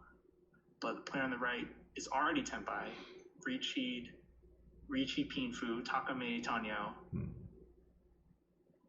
All of the Yasume are gone. All the 9-so are so they're waiting on one of the last 3 6-so, of which there's only 1 left in the wall. So Fire Sign folded. Doppo's mostly playing. Yeah, the 8-mon was no chance. All the 6-mon were discarded. All 6-mon were discarded. What are you gonna do? Okay, yeah. So player cross is Tenpai for 2, 2, 5, 5, Pin, and 6, Pin. Yep. Very nice 3. But they grabbed that last 6-so. Yep. Well, at that point. Yeah. They were Tenpai. They had to push. 8,000. Kiri Age Mangan. They couldn't wait on the door either because they had been discarded already by the other players.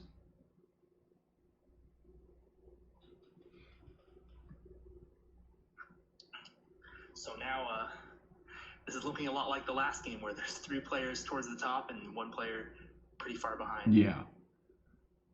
It's still East 4. Yes. So the player across can still make a comeback with their dealer turn. But once their dealer turn passes, they're going to be getting desperate. Looks like Doppo has the best hand right now. Good Tanyo shape with Adora. He pairs up the Haku. What will he do? Okay, he's keeping the pair of Haku, breaking up his Manzu Kanchan. 1 Haku's already been discarded, so he will probably call it if it comes out. Just try and pass the round.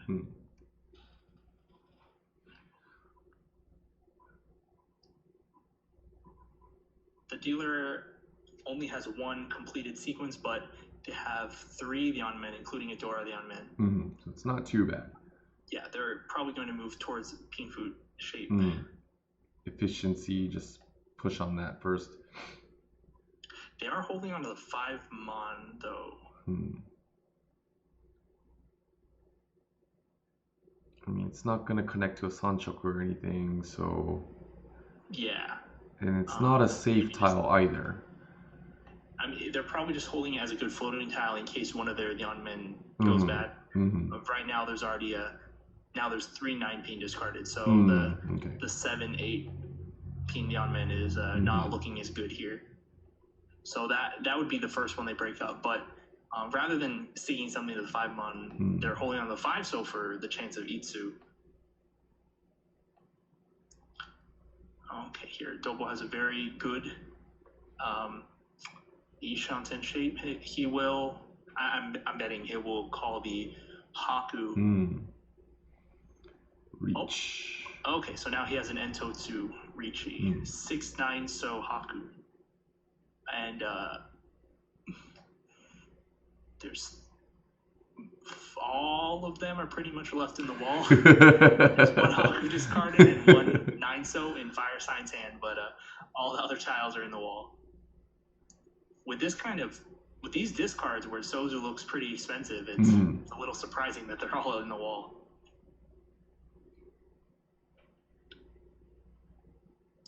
And the dealer folded with their pair of North. They don't want to deal in. Even on their dealer turn, there's no point taking a risk. Yeah, because it's so close still. Since their hand is still too far away from Tenpai. Drew the better one. Yes. Riichi Tsumu Haku Dora. Unless he gets multiple Ura, it's manga. Nope. Still, 2,000, 4,000, very big. Now Doppo has a very safe lead going to South 1. So he will probably be removed as a target from the other players. Fire Sign and Elisai, is that at least how did you pronounce it? Yeah, Elisai, I think. Everyone has difficult to pronounce names. Yeah, it is a little tough.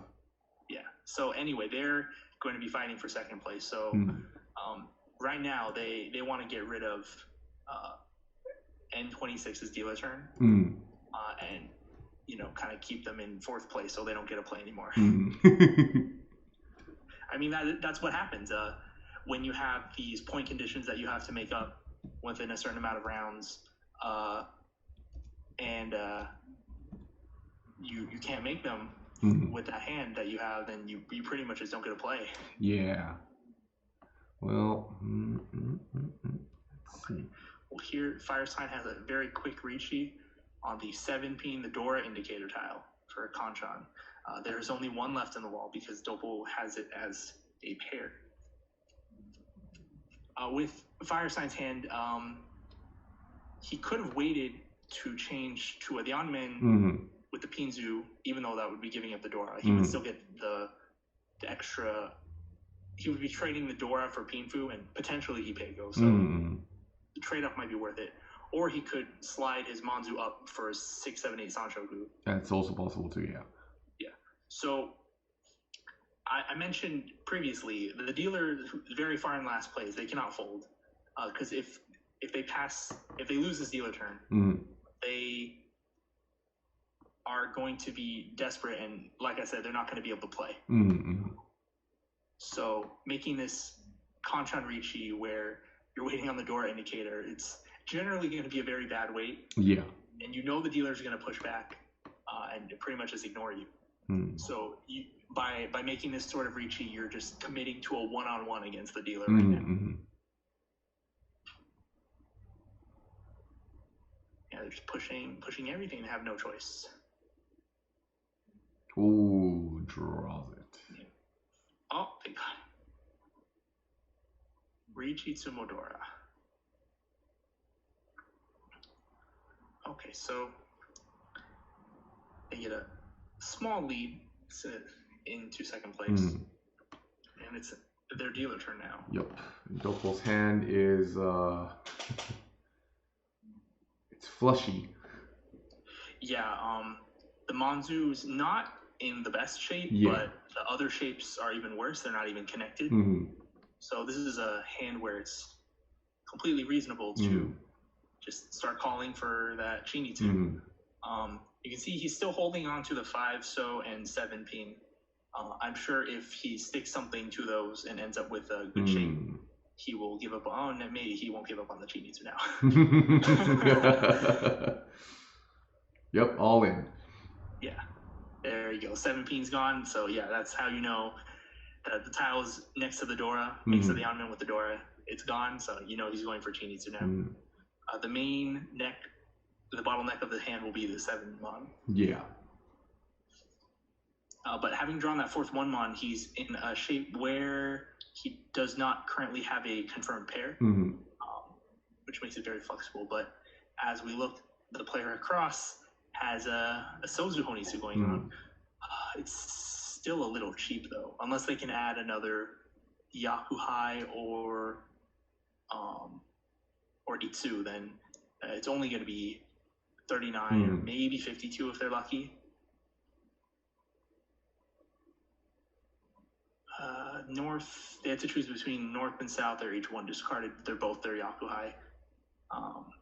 But now the South is 2 discarded, so it's going to be hard for them to increase the value of that hand. And they can't even Daimon Kanahatsu when it comes out because it's already discarded. Okay, Fire Sign called. It's Tenpai for Haku, Dora on 3-so, 9-so, Champon. The 9-so might come out from the player across. Oh, here we go. Doppo was able to pwn the 8-mon. Taking the middle 5 weight. No, this is a 6-mon Tanki.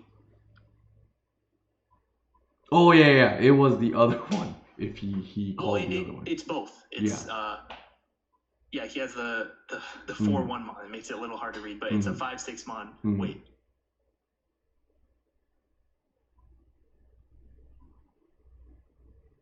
But yeah, Fire Sign switched their weight to 2-5, so 2 of the on men. Doppo does not con, because doing so would be a little silly. Yeah, would change the weight and everything. Of the player on the right, Sumo with 2 Dora for 1,000, 2,000. So now they're in second. So the fight for second is very close right now. Moving on to South 3, Doppo's dealer turn. Again, he doesn't really have to do much. I'm sure if he can win a big hand, he will, but I don't think he's going to take any risk here. Dealing into another player could cause him to drop to 3rd place in South 4, so I'm sure he does not want that to happen. And his hand shape's not too good either.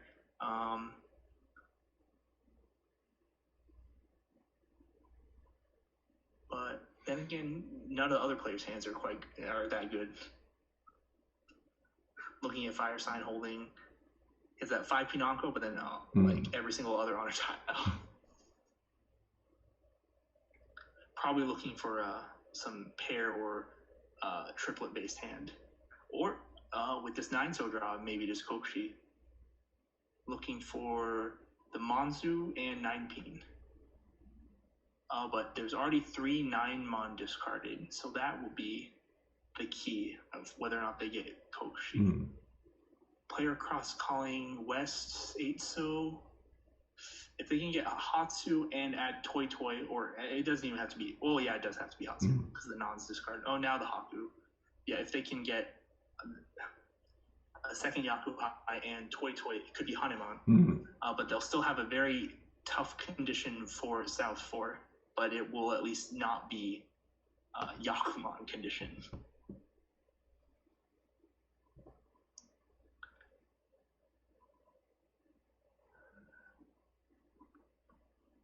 Player on the right still pretty far. Still don't see that last 9-mon. Oh, but Fire Sign discarded the West that turn. You already bailed.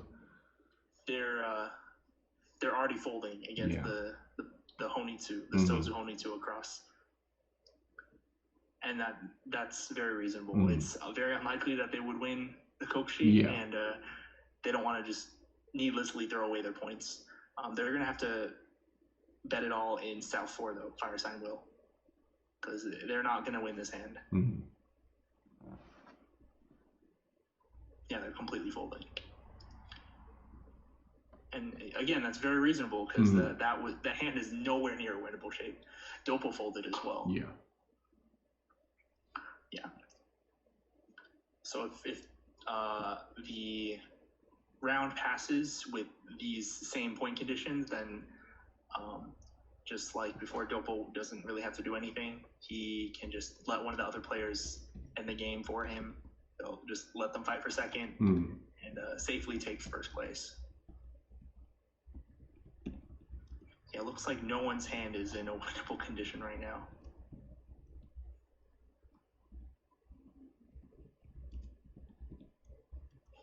And the player cross, breaking up the pair of 7. So, okay, so rather than breaking up the pair of 7, so I think it would have made more sense to just start discarding the honor tiles.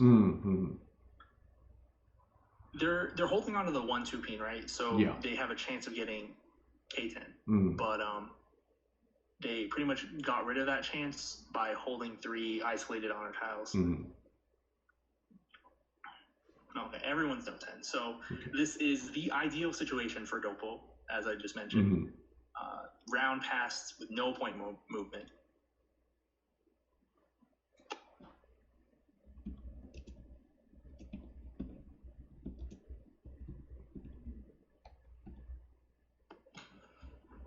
So Fire Sign needs to make up a 3,100 point gap. N26 pretty much needs, like, they need like a Sanbai Mansumo. Yeah.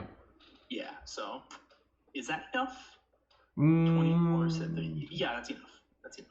It's a difference of 3,000 points. Yeah. 3,000 for, or 30,000 for the non-dealer and 36,000 for the dealer. So yeah, it's more than enough. So Sanbai Mansumo or just Yakuman from anywhere. But their hand does not look like a Yakuman. Maybe they'll get swamped.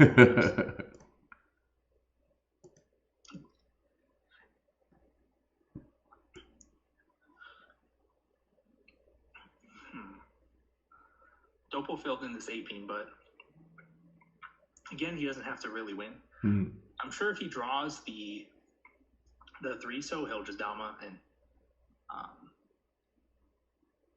oh yeah, he'll still Dama because there's no need to Riichi here.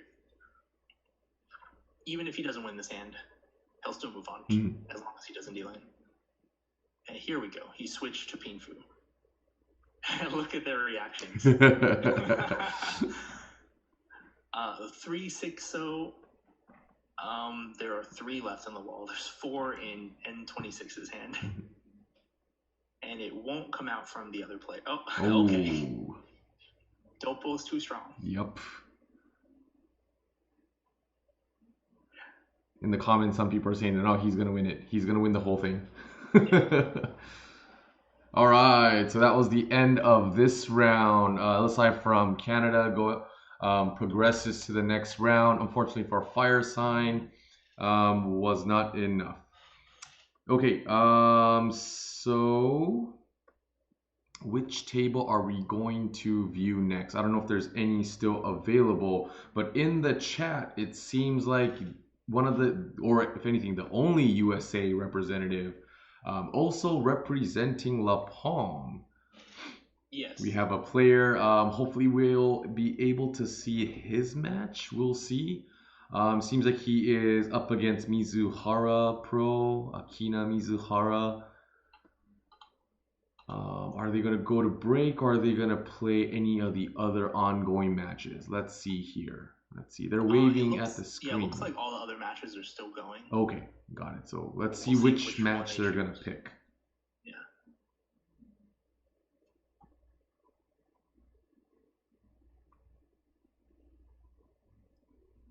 Yeah, see, the other 3 are still going. Okay. They're choosing Daigo. Daigo's, okay. Like. Yes. Oh, and we come in. Oh, someone's at 70,000. Wow. Oh my goodness. Okay, we're in South 1. Everyone still has their dealer turn left. In fact, the dealer is Riichi. Yeah. You see who that player is. For Mangan Tenpai, actually. Mentan Pindora. We have 1 negative going into South round. Ooh, Daigo is kind of low on points. Oh, yeah. There is a dealer turn coming up. First place, the one that's going past 70,000. He is the Australian earlier that I could not pronounce his name because it was in a different character. But let's see if I could pull up his information. But, the player on the right, they just got to temp by that turn when the player crosses, ran out of safe tiles, had to break up their pair of Haku and dealt in. So now it's going to be even more difficult for Daigo Pro to get second place here.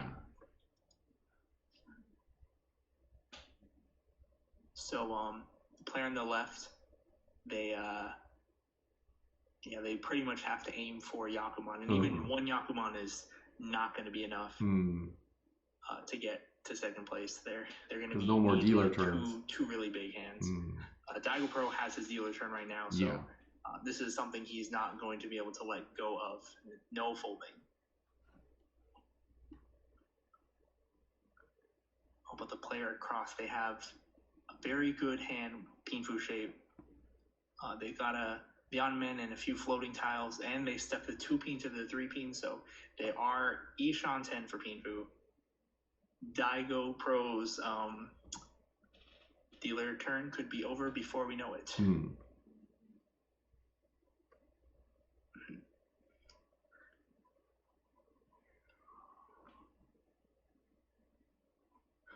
The player on the right is also Ishan 10. But that Chun probably will not come out from the player on the left. Yeah.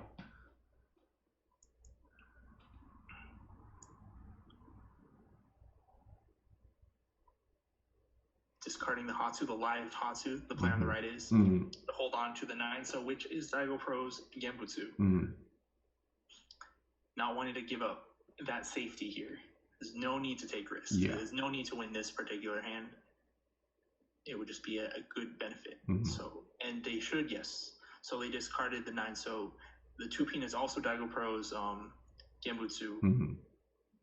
But it does increase the tile acceptance of their hand by adding a 3-pin Kontron to their shape.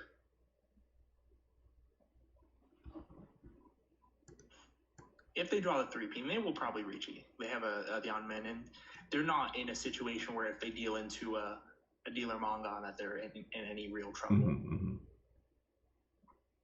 At least for the first one. Yeah. And the player across got to Tenpai for 1 4-pin, but they have no Yaku. Will they Dama, so they're not taking any risk. Makes sense. Oh, the Chun came out. Sucks for Daigo. Yeah, so the player on the right called Janmenchi, so they could be Tenpai for a Chun Autozuke. That's pretty risky. I'm sure if they drew dangerous tiles, they would just break up their pair of Chun. Yeah. But for the player on the left to call, they're obviously not moving towards any like real Yaku. They're mostly just trying to be Tenpai to pick up some points in the event that the game goes to the end. But still a little bit risky. I think they were a little far. It was still too early in the game. But now Daigo Pro's dealer's turn is over. And the 2 players with over 50,000 points. Yeah. They are. Oh, as the screen changes to another game. So I guess maybe are they just gonna go through all the matches, or are they? Maybe it's a replay. Maybe the other ones are done. It looks like it ended, and no, it's still here. Okay, so I guess they wanted to show at least all the players a little bit. So maybe the that last game was a foregone conclusion. Yeah, as we see Asapin's hand. Like double Yakuman conditions. So it is still Mahjong. Anything could happen. That's true. You know, it'll be more exciting to watch this game where every player still has a chance to make it into the top 2. Tenho discredit. Ooh. So let's see. No one is Tenpai yet. We're watching from Asapin's perspective. Asapin is in 2nd place right now. In South 4, player across is in 1st. This is still no 10. So the player on the right broke up their Tenpai. Yes, they drew the Dora and broke up their Tenpai. Oh, but now they have Toy. So 1 Manhatsu Shampon. 1 of each left in the wall. Asapin here is Tenpai, no Yaku, 7 so Kanchan. It's way too risky to Riichi this. Yeah.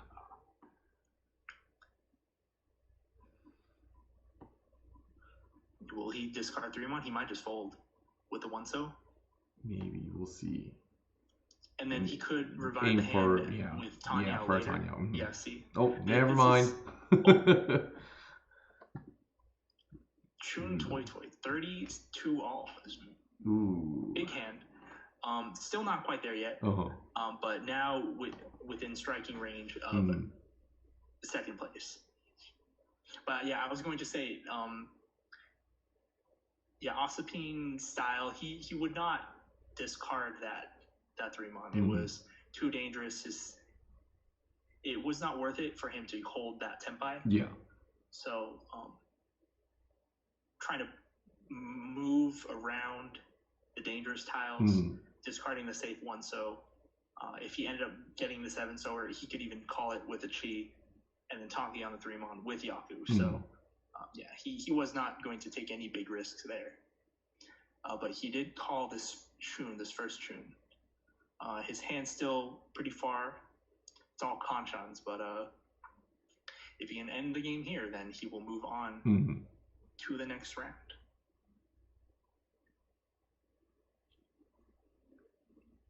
And again, this is a situation where the dealer is not going to fold, no matter what. Yeah. South 4, last dealer, needing to make up the difference to second place. Okay, dealer's the Anshan 10 right now. With 1 Dora, maybe could get Tanyao. Asapin's not going to con this. He's going to hold it as a safe tile. Or he kept the 2-so. I think he's probably trying to pair up the 2-so. It looks like none of the other players are using lower sozu. So if he can pair up the 2-so, then that'll improve his Manzu shape. Because right now his Jonto is the 7-mon. Okay. So that's locked in his pair, even though it could be part of a Diankan and a Dianmen. So if he pairs up the 2-so, he can discard his sozu, and that will greatly improve the shape of his hand. Or he could just draw the 6-so. that works too. All right. Well, we're looking at Asapin's hand again. Tenho is back, first placed winner from the prelims. I just want to introduce him one more time. Message that he left for us: I'm Tenho, a player from Hong Kong, studying the University of British Columbia, and I'm the president of UBC Mahjong Club. I'm very excited to play against some strong players. Strong players, Asapin. You maybe get what you asked for. So he's pushing. He's last dealer right now. He's gonna go. He's gonna push as he. Asapin discarded the 8-mon in advance. It still gave him the chance to improve the shape of his hand if he paired up, for instance, the 3-mon or 5-mon. But it looks like he's going with the shape he has currently. Player on the left, what are they doing? They are tempai now. Is this enough? It's not Pinfu, but Riichi, Dora, Takame, Ipeko. Even Mankan Sumo would not be enough. He'll need 2 Ura. He'll need Tsumo the Ipeko, right? And that's 4 Han. And then with 2 Ura, then it's Hanemura. And that's enough for him to overtake Asapin and get second place. I wonder if he'll pass on the 3-mon or on a roll. He might roam if it is from Asapin, but I don't think he can roam on the first place player.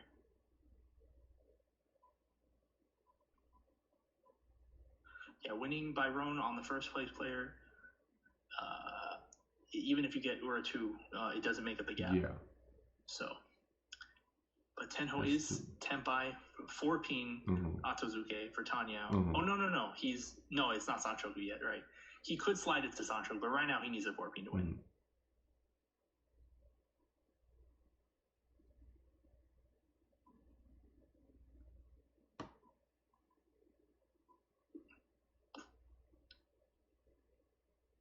Yes, Asapin folded 6-0 passed.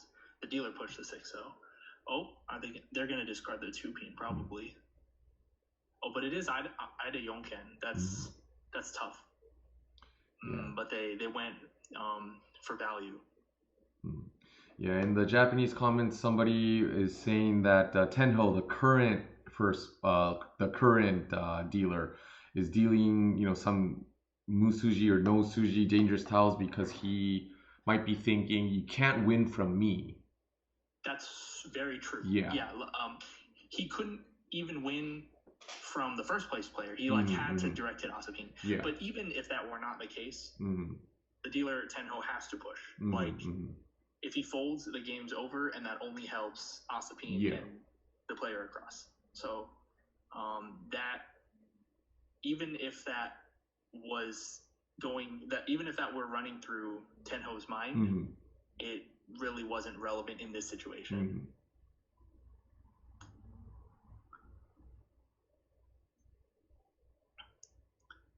Okay, but because of the Tenpai no 10 payments, the player on the left can win a manga and sumo to overtake Asapin and get second place. Their point difference is exactly 10,000, but with the Riichi stick and Honba, that will cover the gap. Manga and Roan from the other two players still can they manga and Roan first place now? This difference is 14.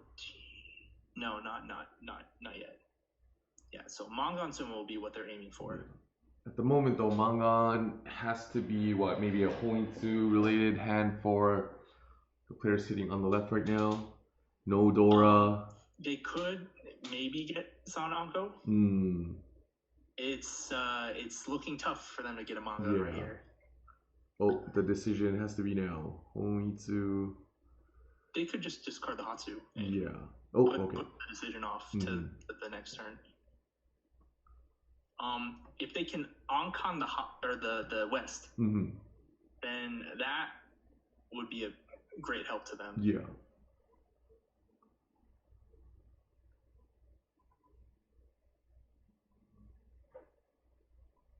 Asapin is Ishan 10 already. He's not going to have a Yaku with this 9-pin in his hand. But I'm sure he doesn't mind it because it should be safe against everyone. He can see all of the 7-pin. Here we go. Okay. So he discards his 7-pin. So now he's ready to open his hand, I guess.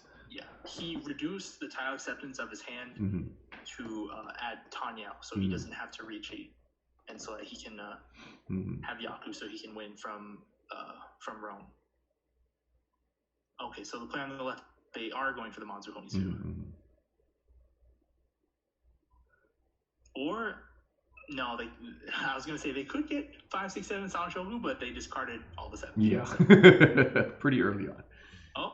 When just in those 2 turns, Asapin just draws 3 so 6 mon for Tanya Tsumo. And ends the game right there. The placements don't change. Asapin protects his second place and moves on along with 12-15, however you want to pronounce that. Yeah, I think 12-15.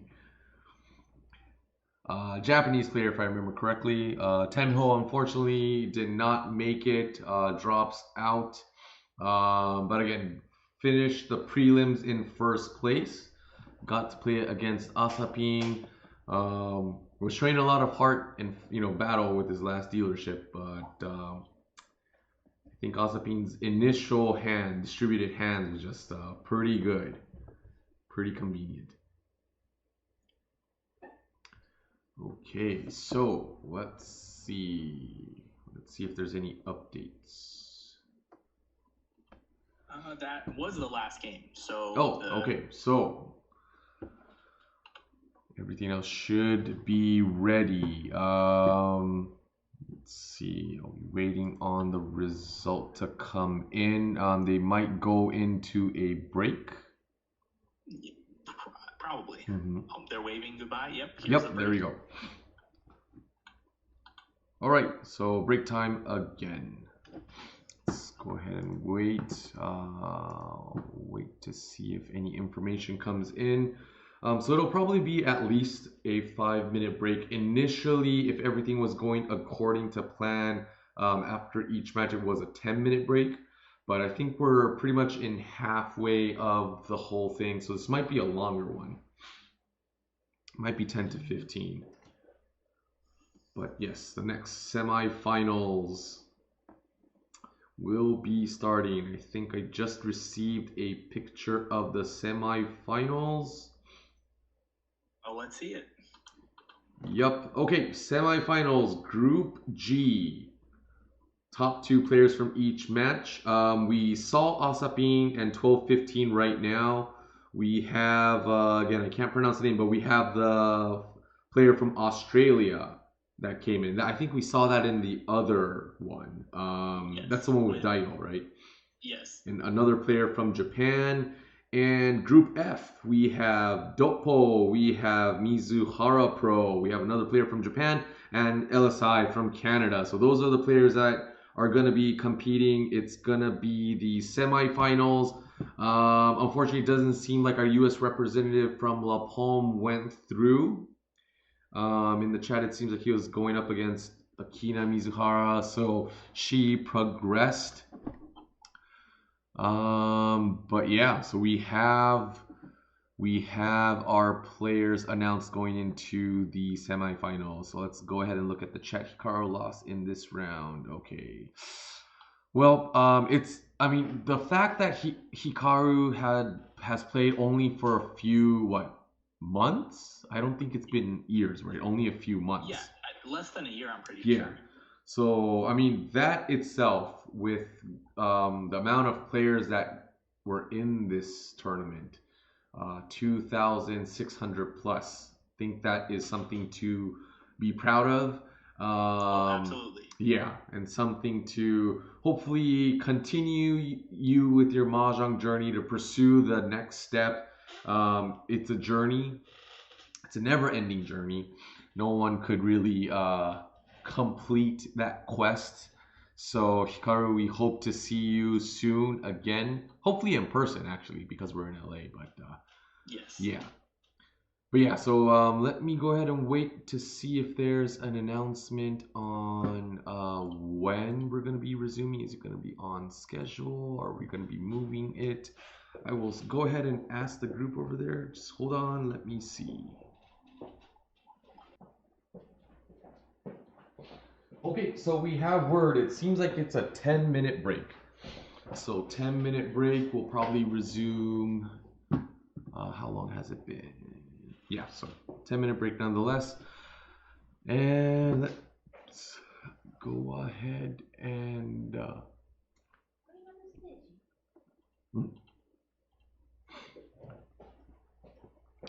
so 3 out of the 4 pros are in the semis.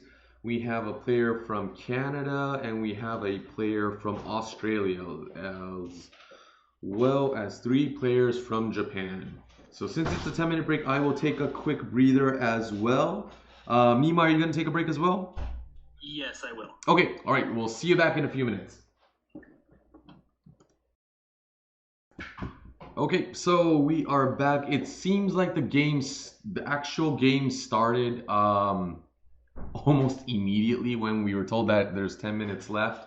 Nima, are you back? I am here. Okay, cool. So yeah, they're just taking breaks, slightly longer breaks for the commentators in Japan, but the games are already started, as you guys can see here on the screen. This is the semis, stage 3. There's this match that we're going to be watching. And yeah, then it's going to be the finals. So Group G, once again, we have 2 players from Japan, we have 1 player from Australia, and we have Asapin. Group F, we have a player from Japan, we have LSI from Canada, and we have the 2 other pros, Akina Mizuhara and Doppo. So yeah, unfortunately Daigo wasn't able to go into the next round as the commentators are back. But yeah, 2 pros going head to head. Are they the 2 that's going to be progressing into the final round, or are the other players? We don't know. It's going to be pretty interesting. The top 8 is going on, and yes, we are back. We are live. So it's still East 1 on this screen right here. We're watching Asapin's hand right now. And yeah, no point has been moved. So yeah, this is the first hand. No home run. Yes. All right. She was called. Yeah, it looks like the player across, they're calling for just a chun. A chun Atozuke. But the player on the right, the one who has a chun, looks like they're going for a Chitoitsu, so it might not come out for a while. Yeah. There's still one chun left in the wall, though.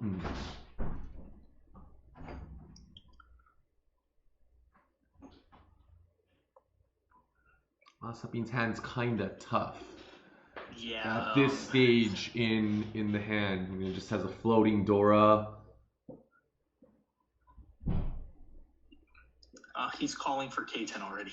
Yeah, at this point. That's very awesome. See, he discarded the Hatsu, even though there's only one Hatsu discarded, to hold on to the Haku for safety. Yeah. Yeah, with his hand, he's probably not going to win, so he's just going for K10 straight off. But now the player across is Tenpai on that Chun Atozuke.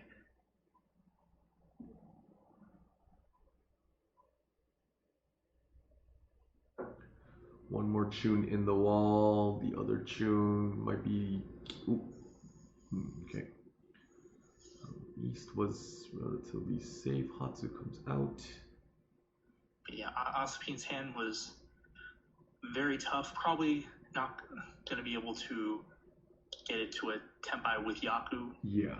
Or a closed Tenpai for Riichi. So as long as he doesn't deal in, is probably what he's thinking right now. Yes. And he doesn't need to take any big risk. It's East 1, so... oh, they drew the chun. It's just chun for 700 all. Yep. So that's Renchan. So not a big point movement there. Small lead to move into the next hand. Dora is Haku. The dealer has one Haku. The other three are left in the wall, so that will probably be a key point for this hand, where those other three Haku end up landing.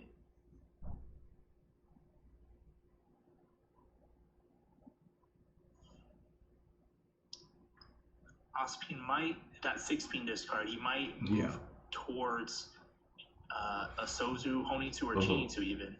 Oh, but the dealer, the player across, they paired up the Haku. Their hand shape is still pretty tough.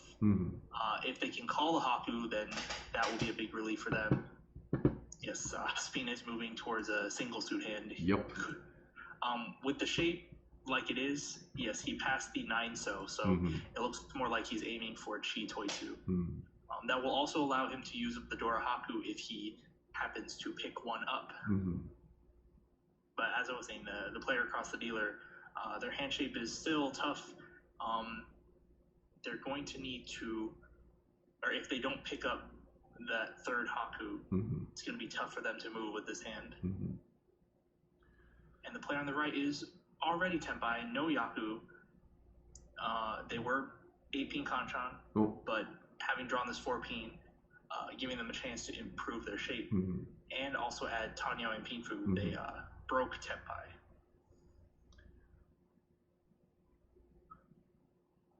The player on the left is also Ishan 10. A 5-8 mon. They need 2 copies of 5-8 mon, or they could end up with some 6, 7, 9 mon shampoo type thing. But one of each of those tiles are discarded, so really they're aiming for the 5-8 mon. And here Asapin is Ishan 10 for Honitsu Chitoi. Oh, here it is, the 8 mon. So play on the left is Riichi for Pinfu Takamedi Bagel. The last 8 mon just went into the player's in the right hand. Asapin just picked up the 5 mon. He's probably gonna fold. 2 spill maybe, if he wants to try and push a little bit. Yeah. Or will he just fully fold with the tone? 2 so, yes.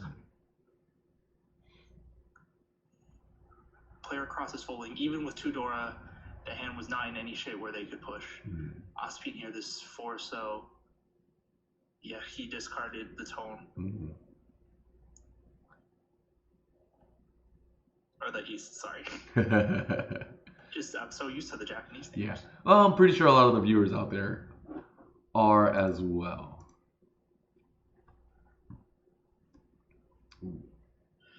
Next, Asapin could discard the 1, so that'll be safe. Oh. I don't know if he's going to push 2-5-1. With this, holding tiles in the suited like this. Yeah. He'll probably end up just completely folding. Probably won't make it to K10.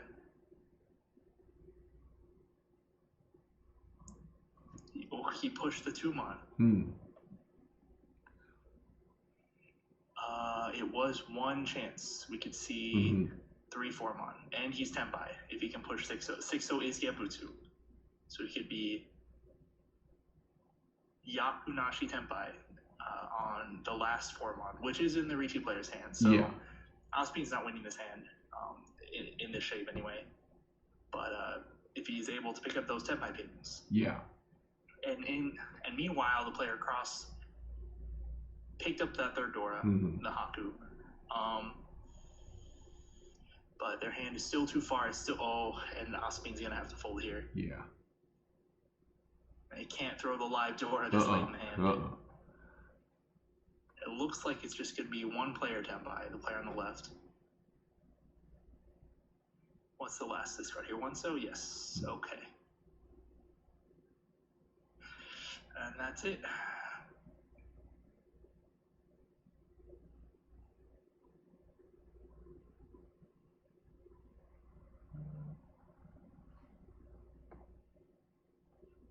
Yeah, we saw Asapin's balance there. He's willing to discard the 2-so. Wasn't completely safe, but it was most likely pass. Still move towards that Chinitsu or that Honitsu Chitoitsu, but upon drawing 2-5-mon, he pushed the 1 chance 2-mon and probably would have discarded 5-mon if he had got to Chinitsu Tenpai, but having drawn that last Dora there, he could not discard it. Oh, this is a very aggressive call, calling the 2-so and dropping the Toitsu. Breaking up the 1-pin pair for Tanyao.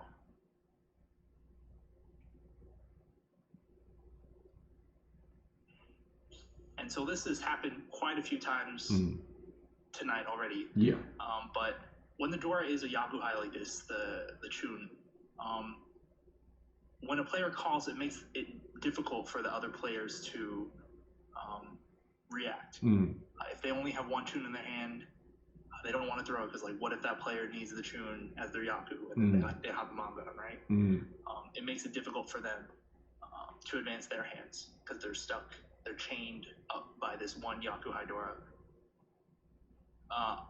But Asapin did discard a pair of 1-pin afterwards, so it does look a lot more like Tanyao than Yakuhai.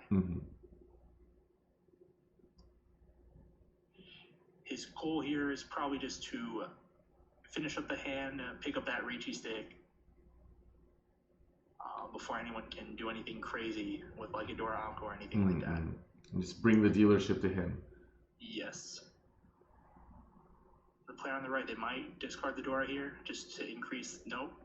Okay.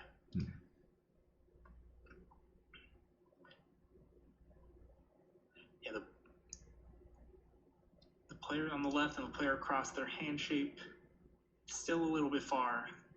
They probably won't let go to the Dora anytime soon. The player on the right, they might. Ooh, they're not gonna let go of that Dora. So with this type of shape, they were Tenpai for 3-mon and 5-so if they could discard the Dora. So they have Yaku, and they could switch to Pinfu Sanshoku if they drew 4-so or 6-so, right? So normally you would discard the Chun and Dama. Oh, but they picked up that last Chun. They're probably going to Riichi here. Dama. They're aiming for that Chun. They cannot win by Roan on the 3-mon, but... Okay, Asapin calls for Tenpai. 6-pin. Oh, are they going to Riichi here? Switch to the on-man? 2 5-mon, not too good, but it's not bad either. Yeah. No, they're keeping the Champon, aiming for that Chun.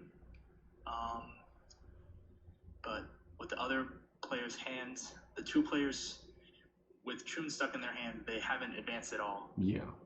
It's a little unlikely that they'll end up discarding their Chuns. Asapin switches to 8-mon Tanki. There's 2 left in the wall. And it is the Gembutsu for the player on the right. Oh, but now they have Yaku, Ipeko, so they can win by Roan on the 3-mon now.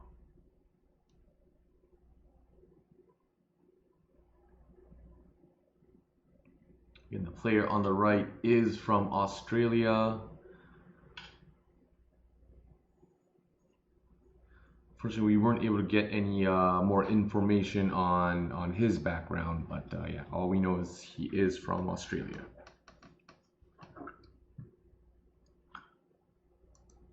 Oh, Asapin Sumo. 8-mon. Yep. Anya for 300 from 500.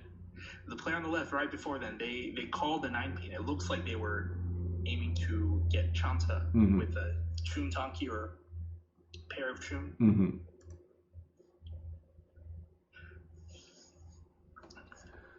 Everyone showed their willingness, or rather their unwillingness, to part with the Dora in their hand.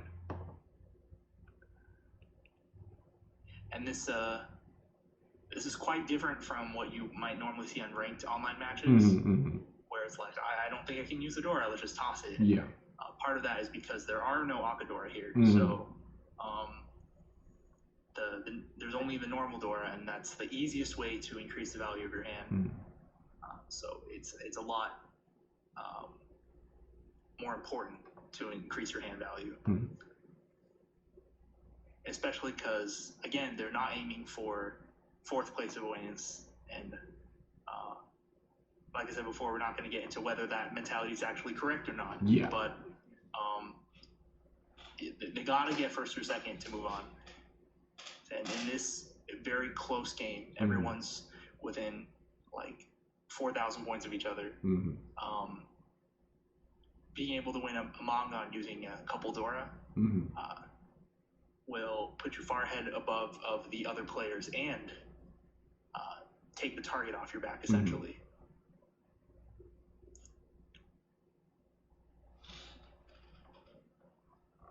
Okay, Asapin is Ishanten for a 1-2-3 Sanchoku. Yeah, possible Sanchoku.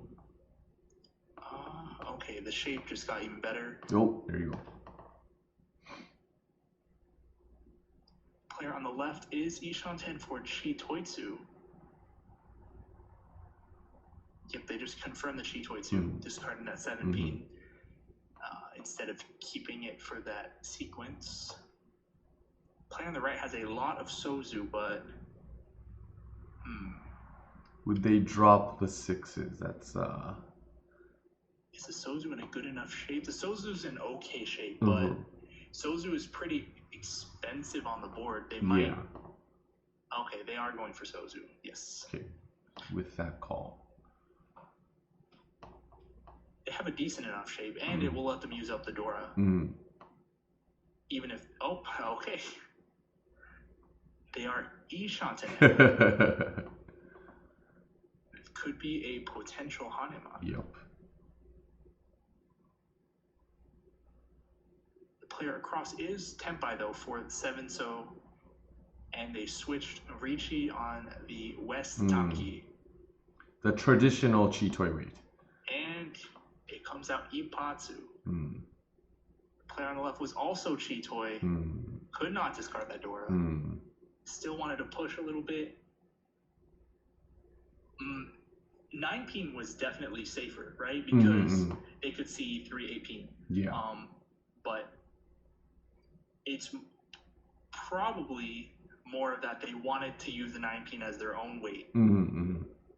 Edge weights are easier in general. And it's hard for the other players to use because again, he could see 3 of the 8 pin. Yeah. So ended up discarding, like trying to take a balance, discarding the West, but ended up dealing in Ibatsu. Still a pretty close game. Still anyone's games. Yep. East 4.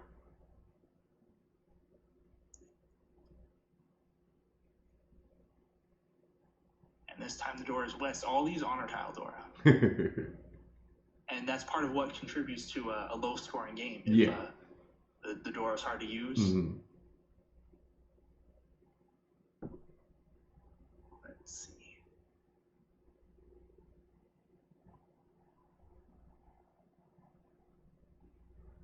The player on the right has a chance for 7, 8, 9 Sanshoku. They just discarded their 6 pin. Does not lose any tile acceptance because they can still accept the 7 pin for their penchant, obviously, and the 5 pin with their on men. Although they would lose their pair in that case, they could still pair up something elsewhere. Player across. One door stuck in their hand, but Asapin just threw it, so they followed behind him and threw theirs as well. Awase uchi is what they call it. Yes.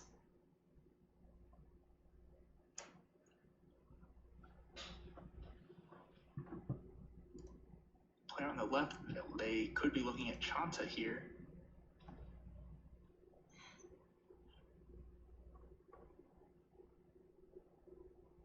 They would have to. No, it's very possible.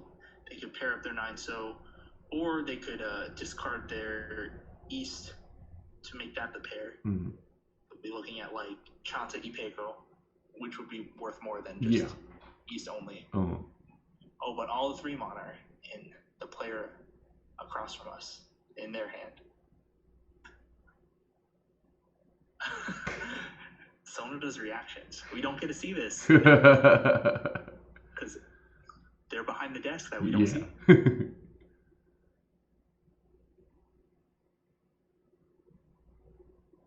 So the player across is Ishanten. Currently, their current Ishanten shape is not the best, but it can very easily improve. Okay, here we go, the 9 so pair. But if they end up discarding the 7 so or the 4 mon, oh, they confirmed 8 so Kanchan. With that shape, right, it's natural to want to discard the 4 mon. Want that Chanta Ipeko, right? But the East Chanta Ipeko, Dama Mangan, but they confirmed the 8 so Kanchan instead. Karagiri. The 2 mon Karagiri.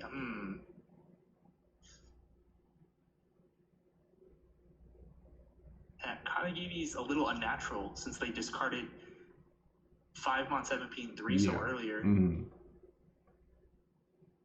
Anyway, Asapin is now Ishanten. He'll probably want to switch up that Pinzu shape if possible. Okay, so player across is Tenpai for Tanyao. If they sumo, it's San Anko for Mangan. Okay, what will Asapin do here? Will he take the Tenpai? Will he discard 9 pin? He took Tenpai. So by discarding the 4 mon, he leaves a possibility for a 5, 6, 7 Sanshoku if he draws a 5 or 6 pin.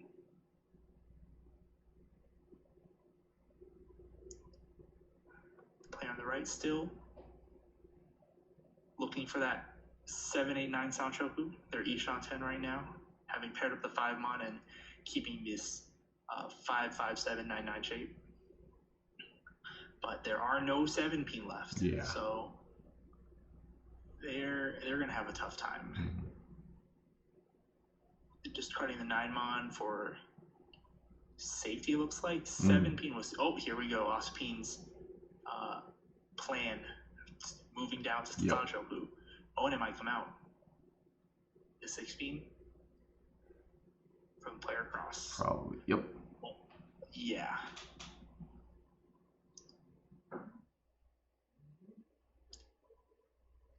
and that was the Hotel. So 16 was Asapin's Nakasuji with that 19 discard, but because that 19 was the last discard from his hand, it's entirely possible that he did switch his Kanchan down, you know?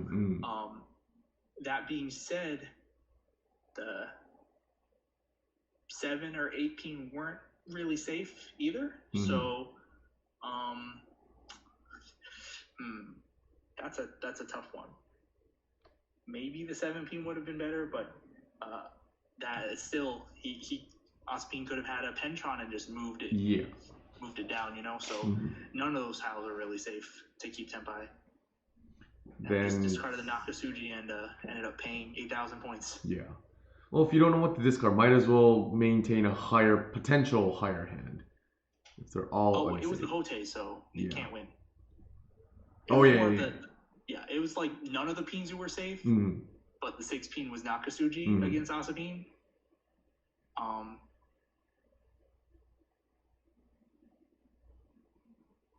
And it didn't really look like the other players were Tenpai, I don't think.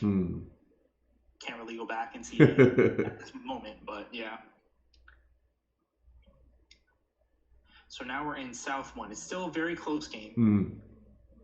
Asapin is first right now. Yeah, he's 10,000 points above everyone. So he's probably going to reduce his risk here. No Kan, no West Ankan. The reason for this is to keep good shape. If they con the West, right, then they don't have a pair. So they would be relying on pairing something up in the Pinzu. And I mean, they could draw 6 pin and have a 3-sided weight, a 1, 4, 7 pin shape. But then they could just as easily draw 1 pin and have a 6 pin or 8 pin contract.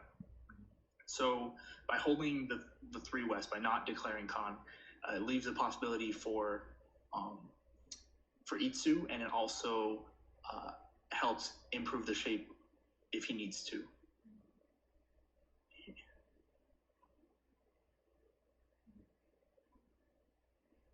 Oh, and we missed this, but the very first discard Asapin discards the Dorahatsu. Yeah. Trying to get it out of the way as fast as possible. Yeah. He saw his shape and, maybe thought it was, he envisioned a certain type of hand at that point. And now he is Ishan 10 for Pinfu. If he discards a 3, so he would be a constant Ishan 10. Oh, this is a unique discard. So the Tuso actually looks like a very good weight. We can see all of the 3 so from Asapin's perspective. There's 3 discarded and he has the last one in his hand. So he probably has a lot of confidence in that 2 so. But the player on the right declared Riichi, a 2 pin, 5 so Nakabuku de Shampong. It's a little. Well, they're aiming for that 2 pin, the Suji trap 2 pin.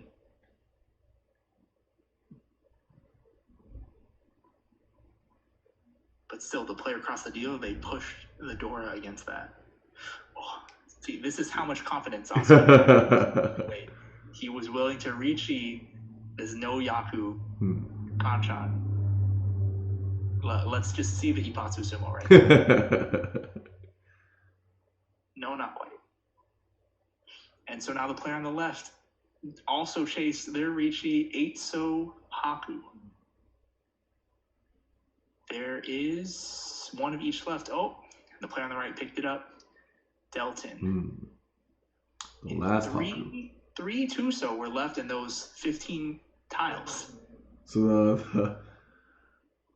the percentages were there. It's just that I guess this is where the luck part comes in. Or unlucky part comes in. Yeah. He knew all of those 2 so were left in the wall. It's just they were not in the part that he would draw. Yeah. Still no big deal. He's still in first place.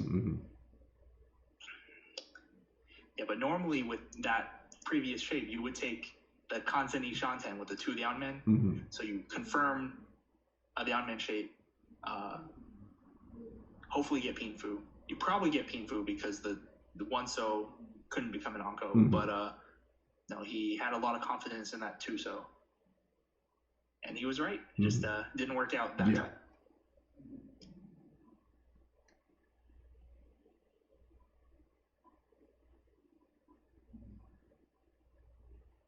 Okay, the player across is very good hand shape. They don't need a huge amount of points, so just moving forward with this hand and declaring Riichi with a Pinfu shape. They could even get a 2-3-4 Sanshoku. That would be their ideal final shape. Here it is, the 2-so. Yeah, so now they're Ishanten for Tanyao Sanshoku, maybe even Pinfu, if they draw the 3-so first. The player on their left, they have this 1 Dora, and they cut it here.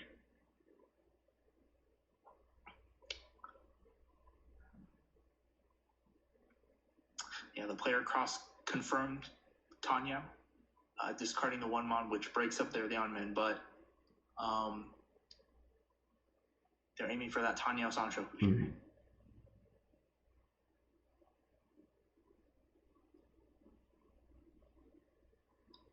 Even discarding this 4-so in advance. Yeah. Yes. We can see their will here. Pretty determined. Oh, yes. But Asapin Riichi's 8-mon. This is so like you might look at this and see, oh, that's normal, right? You throw the 5 and you wait on the 8.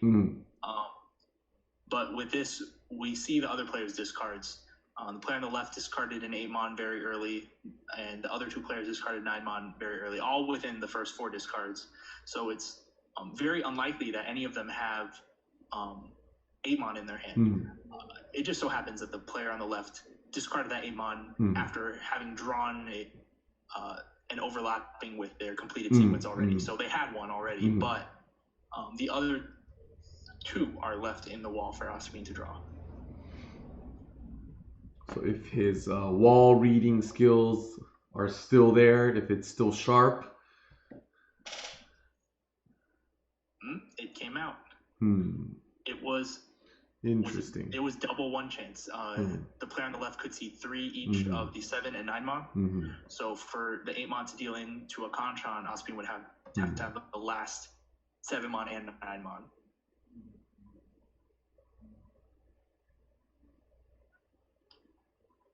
I'm sure he doesn't really think too much about it, but I wonder if Asapin was like, oh, I bet he drew that after the Riichi or something like that.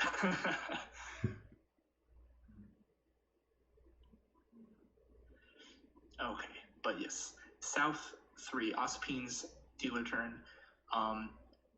This is becoming a common theme, but Asapin doesn't have to do too much here. He doesn't have a big of a lead as we've seen in the previous games, but so long as he doesn't deal in, he won't be in too much danger going into the next hand. He is Ishanten for Chi Toitsu, but could take this as far as Suanko maybe. The player on the right is calling for a Pinzu Honitsu. They have all 4 6-pin in their hand. Yeah. They'll probably take this all the way to Chinitsu. They do need the points. Yes. The player on the left called 2-pin Kanchan, just aiming for that Hatsu, which Asapin threw right away. If the player on the left wins a 1,000-point, 2,000-point hand like this, then that is totally fine for Asapin, I believe. I wouldn't go so far as to say that was a Sashikomi, but it was more like he was confirming his Chitoitsu. But yeah, this ends up working out well for Asapin. As long as he doesn't deal in, he should be pretty safe. The player across is just out of Mangan Sumo range, so they need a Hane Sumo or 64 direct hit. I mean, really 58 direct hit, but like you're not going to get 90 food. So. Yeah, some people in the comments were saying that it was a sashikomi. That's what they're believing. Nah, I don't think so. And we do have an update on the other table.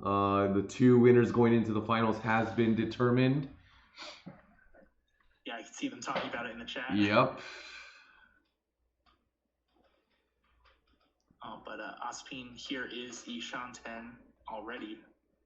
This hand could have a lot of value, but he doesn't need it. I'm sure he'll just call for Tanya if given the opportunity.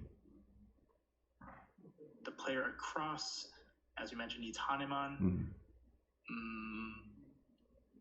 They might be able to finagle this into a Junchan or Chanta, but that's still yeah, it's 3 Shanten, non-Shanten for that.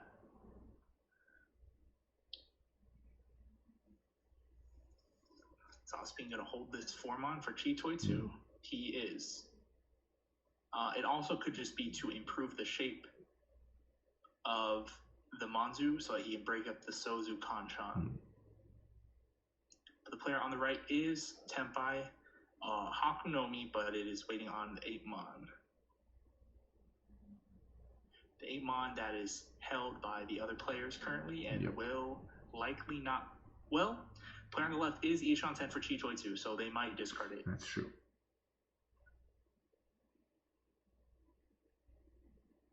Okay, Asapin is calling for Tanyao. Is Tenpai having drawn the third 8-pin on the previous turn. 2 5-pin is a very difficult weight though, and the 8-mon comes out first. Solidifies. Now the dealer just got a Renchan. Yeah. So still same situation for Asapin. Player across needs Haneman Sumo to overtake. And with the player on the left as their main target, I don't think he has to worry about that. The difference between second and third right now is 2,100. With 1 Honba, a 2,000 point hand is enough.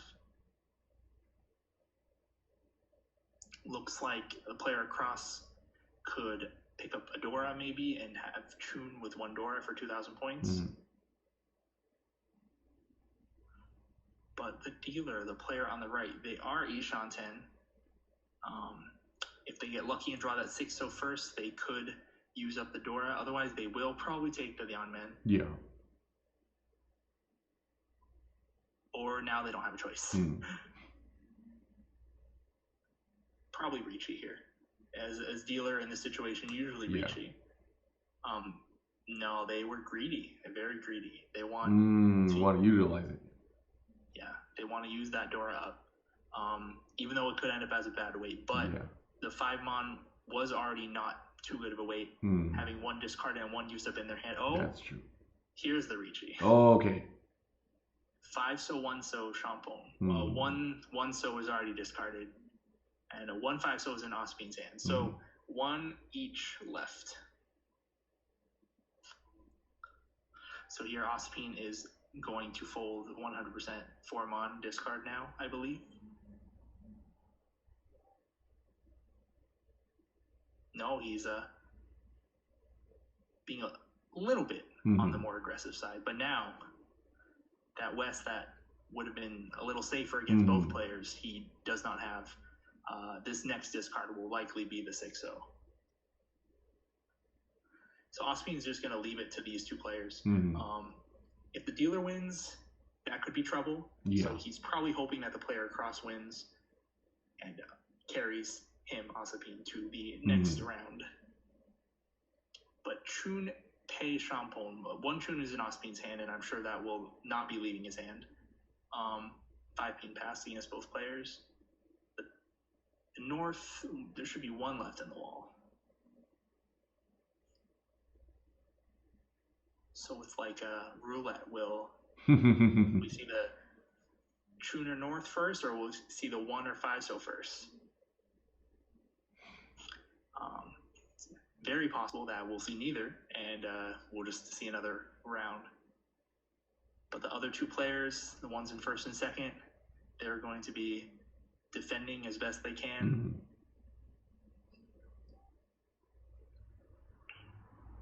Because the dealer is tenpai here, the player on the left does not have to keep tenpai, even though their placement will go down. If the player across from them, well, their point difference after the Riichi stick came out was 3,000. So unless Asapin's also tenpai, which is unlikely, then it wouldn't flip. But very unfortunate for them. The dealer ended up winning with the 1-so. 1,200 hen. 12,000. Oh, sorry. Yes. So now the player on the right made it up to second. The player across is big trouble. They are about 18,000 behind, so they need a Haneman. So is Haneman Sumo enough? Haneman Sumo with 2 Honba is enough. So the player across must get a Haneman Sumo. It will bring them up to second.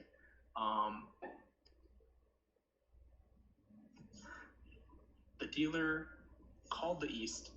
They're probably going to move towards Pinzu Honitu. Winning a small hand here doesn't make it that much more difficult for the player on the left to overtake them.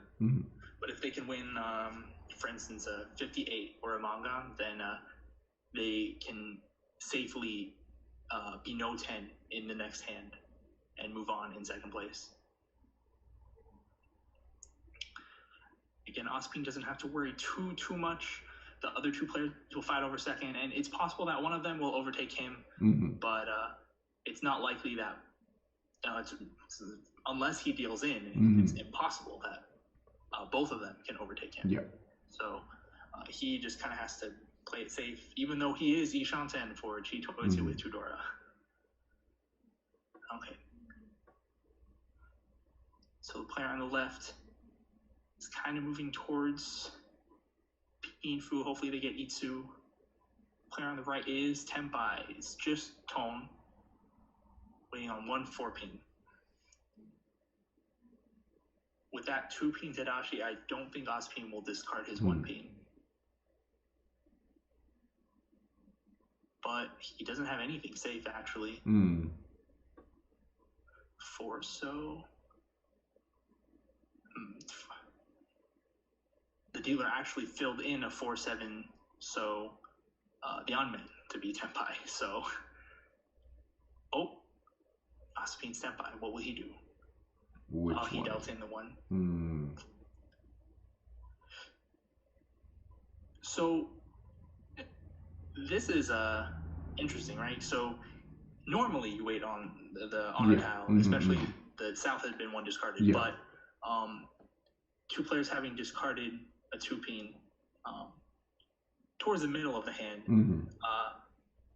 you can kind of guess that they might have 1-pin in their hand, because why would they hold a 2-pin longer than like a 3-so or a 4-mon, right? So that was probably why he did it, not really because more because the 1-pin was probably used up in the other player's hands, not because it was like safe or anything. Okay, and we are moving on another hand. So now Asapin might be in a little bit of danger. He cannot afford to deal into the player on the left. He does not want to throw his points at the dealer either.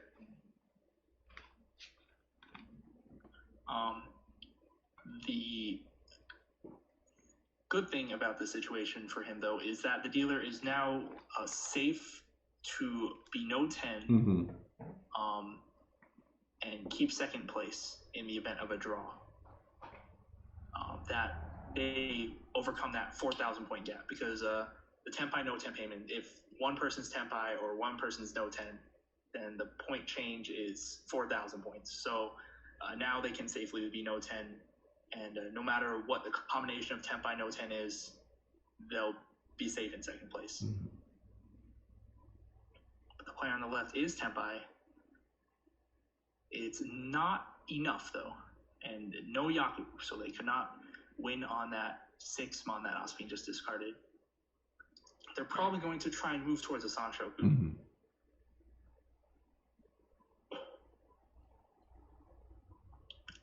Now the player on the left needs to make up 4,600.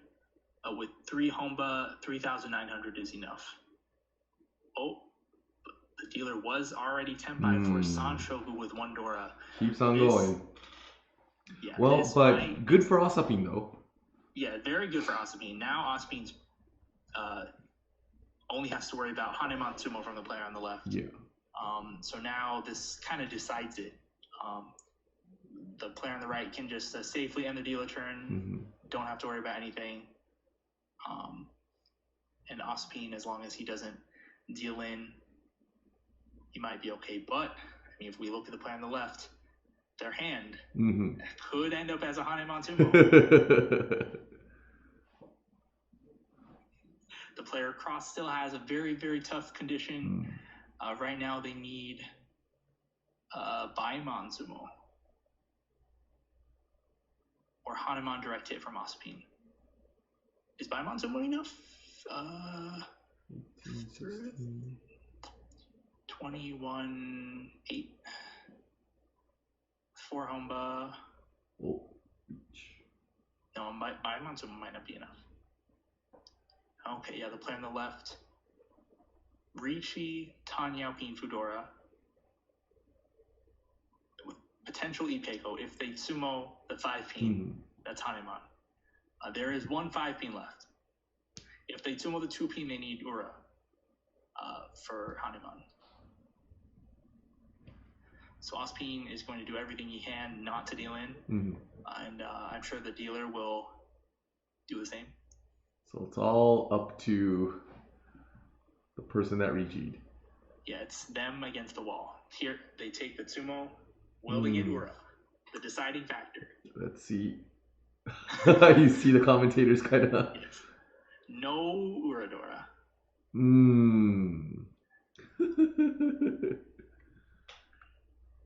It's a Mangan Sumo, but Mangan was not enough. Yeah.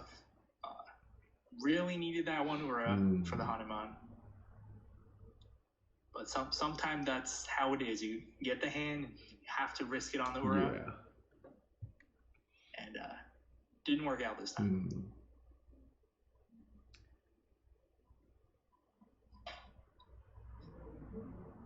Man, that was well, we see it in the comments too, but it was a pretty intense South 4. Oh yeah.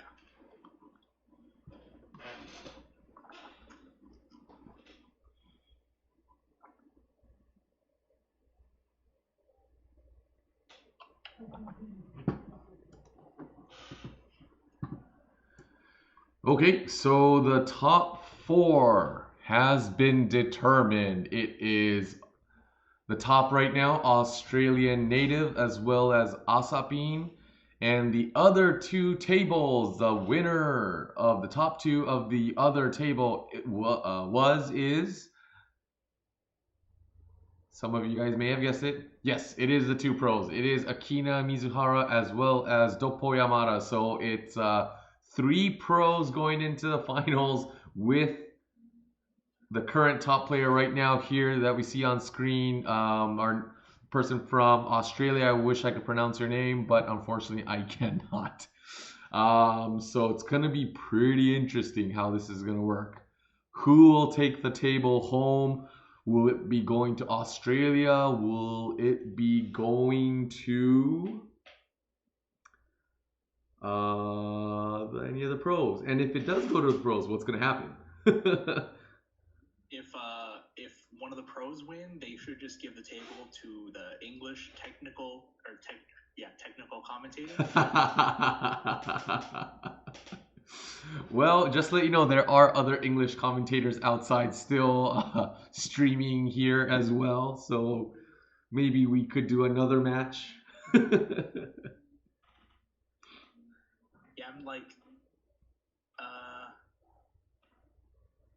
it looks like Masa said that if the pro wins, it's up to them who they give the auto table to. Yeah. It makes sense. Have auto tables already. Yeah. Well, it does make sense that it'll just go to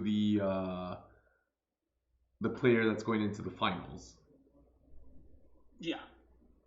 But it's interesting because some of the comments are saying that, well, the first place auto table's pretty much going to Australia at this point. So I do see the comments. It's going to be pretty interesting. It'll be fun if they don't. It'll be fun if they actually keep it. You have to make them earn it. Yeah.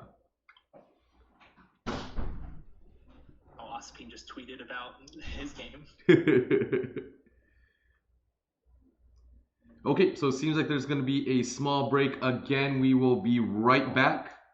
One last break before we go into the finals.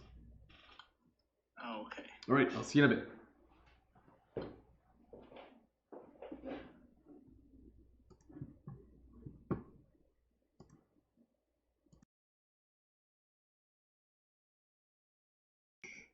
Okay, so it seems like they're back online talking about the final four. Again, the three pros, Akina Mizuhara, Doppo, and Asapin. And we have, it seems like they're calling him Kevin at this point. So we'll go ahead and do the same for him and just make sure that that is the correct name.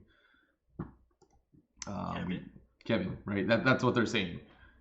With the information that we got on the registration form, it didn't really say, but yes, it does seem like it is Kevin, or Konpei-to is how you're supposed to pronounce it in Japanese, I guess. But yes, we do have one player from Australia against the three pros.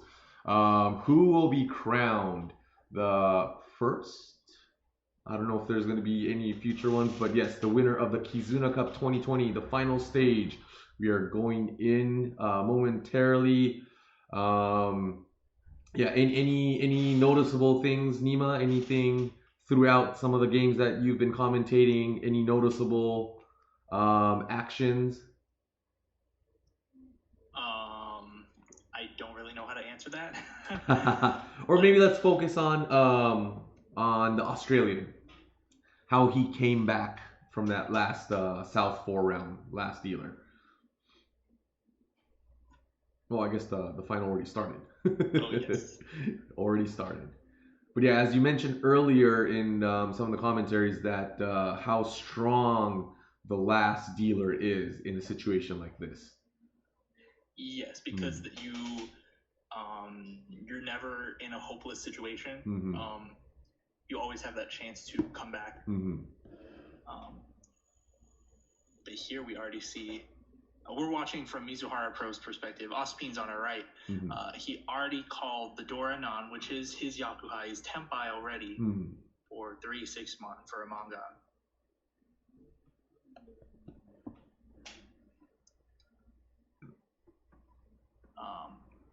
Doppo is on our left, and the Australian player is across from our view.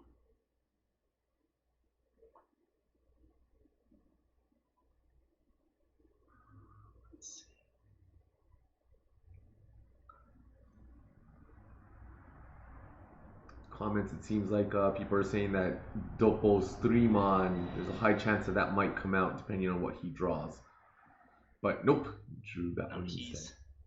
Riichi on a 1-4-mon weight. Mm-hmm. I'm sure Asapin will not fold. Mm-hmm. In this match, the prize goes to first place, so yes. It's different from all the other matches where you only need to get second place. Mm-hmm. I'm sure everyone here will be going for first place. Mm-hmm. And also, and see, Asapin did not fold. Right in. It is the Yasume, just Riichi Pinfu. What prevented that Mangon win from Asapin? Yes. But part of the prize is Tenho premium subscription days, yes? Yep.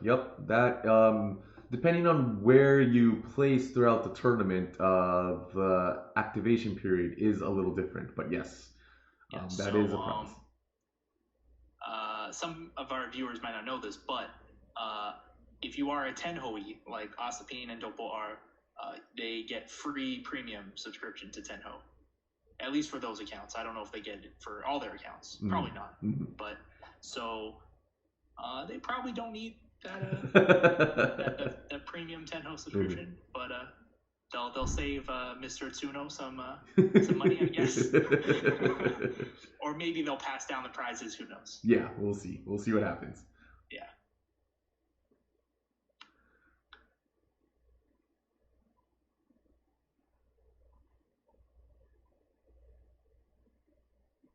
There's also the Junk Mat Set for the top 4 players as well. So that might get passed down as well. But we'll see. We'll see what happens. There might even be an interview over the phone or video call with the pros later. We're not 100% sure yet. We'll see what all the technical difficulties may or may not do to prevent that from happening. But yes, for the meantime, this is the finals. Again, we have 3 pros against the Australian. So it's who would have guessed that would have been like this? The player across the Riichi 5-8 pin, but there's only one of each left from their point of view. Yeah. In fact, they're all the last 5 and 8 pin are used up in other players' hands. That was surprising. I thought they would. Oh, but the 4-7 mon weight was Fuditen. That's why. With this kind of handshake with two Ankos, they probably could have waited for a better shape or even Son Anko. And now Mizuhara's pros by 2-5 so. 2 so is actually Anko in player crosshand. Oh, but they drew the 5 so Ipatsu. It's just Riichi Ipatsu. As of now. Still, not much point movement right now. Seems to be a trend. We're already in East 3.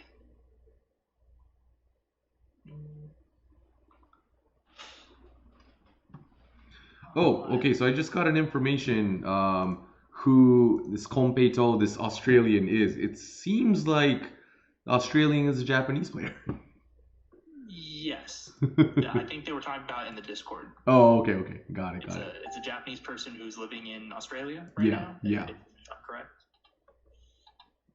Konpeito. Yep. Also in our live stream as well, that has been confirmed.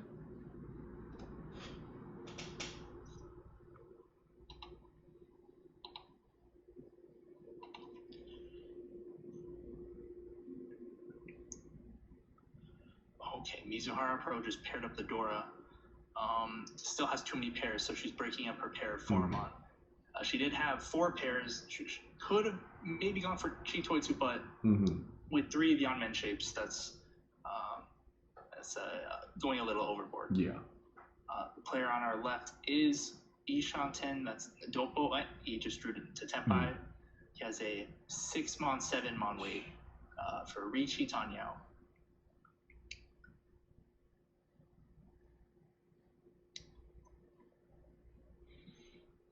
Mizuhara Pro picks up the 7 mon.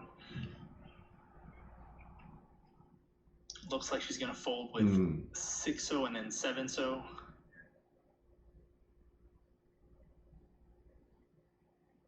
Asapin discarded the not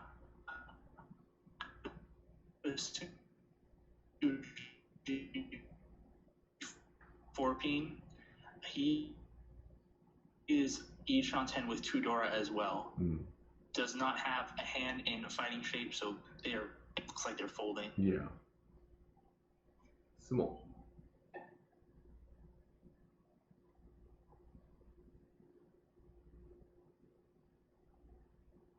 Okay. Riichi, Sumo, Tanyao. Still not much point movement. 1,000, 2,000. And we are already in East 4. It's been one of the faster ones that we've been seeing today. Yeah, a lot of quick small hands, no wrench on for the dealers.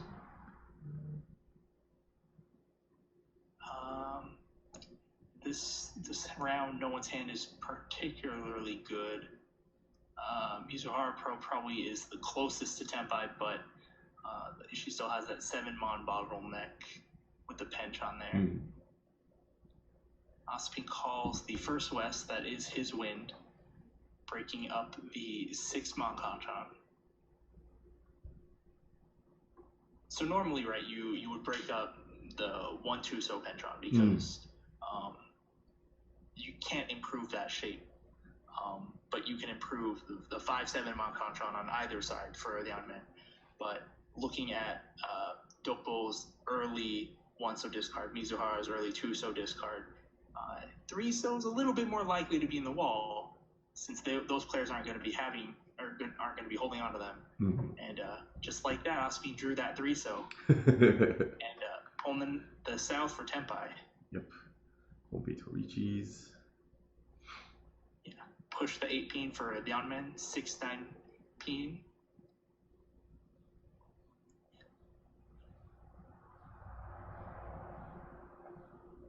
Looks like Asapin's going to push this to the end, maybe. And dealt in. That's Riichi Pin Fudora. No Ura.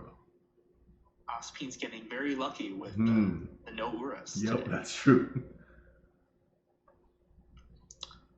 And just like that, we're in South 1. Yep. It's still pretty close game. Asapin is in 4th place with 23,100 points.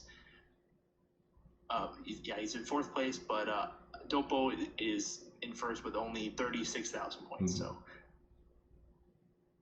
still very manageable point difference, especially considering that everyone has their dealer turns left. Doppo has already called the first Haku. He is Lian Shanten here. Calls the Kanchan to use up the Dora. He's a Kutsuki Ishanten, so he just needs to stick something to his 4-mon or 2-5-pin, and he'll be Tenpai and draws the best possible tile. The widest weight. Yeah, 6-pin for the 3-sided weight, and immediately gets its goal.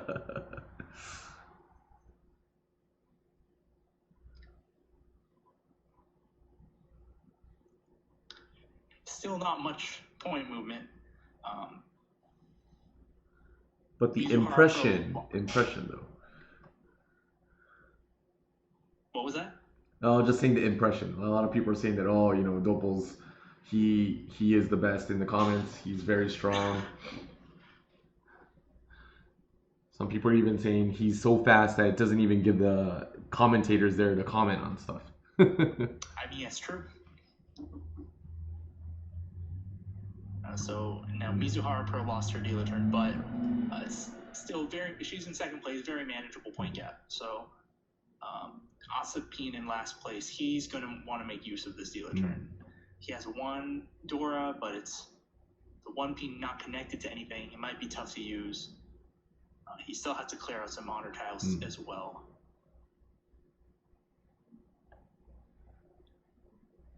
Seems like Aiko Hinata.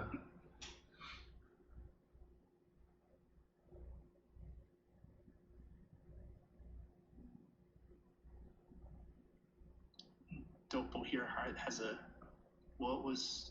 he was calling for Junchan or Chanta, so had to discard that 6-mon. I thought he would hold on to the 6-mon just in case he maybe gets Itsu, but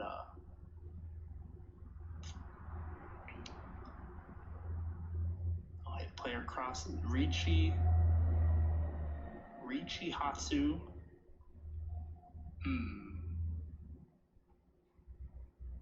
6-pin Kanchan. So with 2 Ankos like this, and 9-mon and Hatsu Anko, it might be reasonable to wait for change to a Shampon so you can add San Anko as well. It's not like it's a Yanmen where it's like, you might be confident that you'll get it. The reason that he probably just declared Riichi was because it made the 6-pin Nakasuchi. Having discarded the 9-pin as the first discard and the 3-pin for the Riichi. So now Asapin's in trouble. And no more dealer turn. He's now at 16,000 points. Mm. Everyone else is above 30,000. He has 2 hands to make up a pretty sizable gap. Yeah.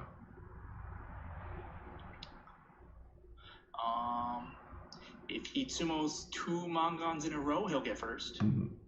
But everyone else at the top is pretty close to each other. Yeah. They probably won't give him the time for that. Mm.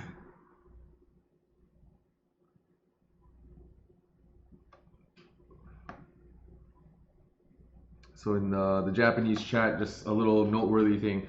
Through the Mahjong Watch channel, there is a channel there, you know, Hinatan Surushinai. So Aiko Hinata Pro and Haruna Nakazato Pro were in the comments. So just a little shout out to them. They're cheering on their co-host Doppo right now.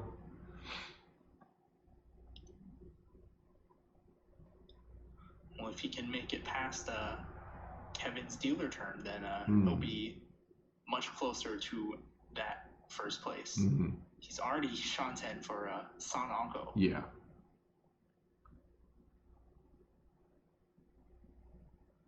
Asapin filled in the 3-pin, but yeah, he's holding on to that Pinzu shape, left it as a Diancon, but Riichi.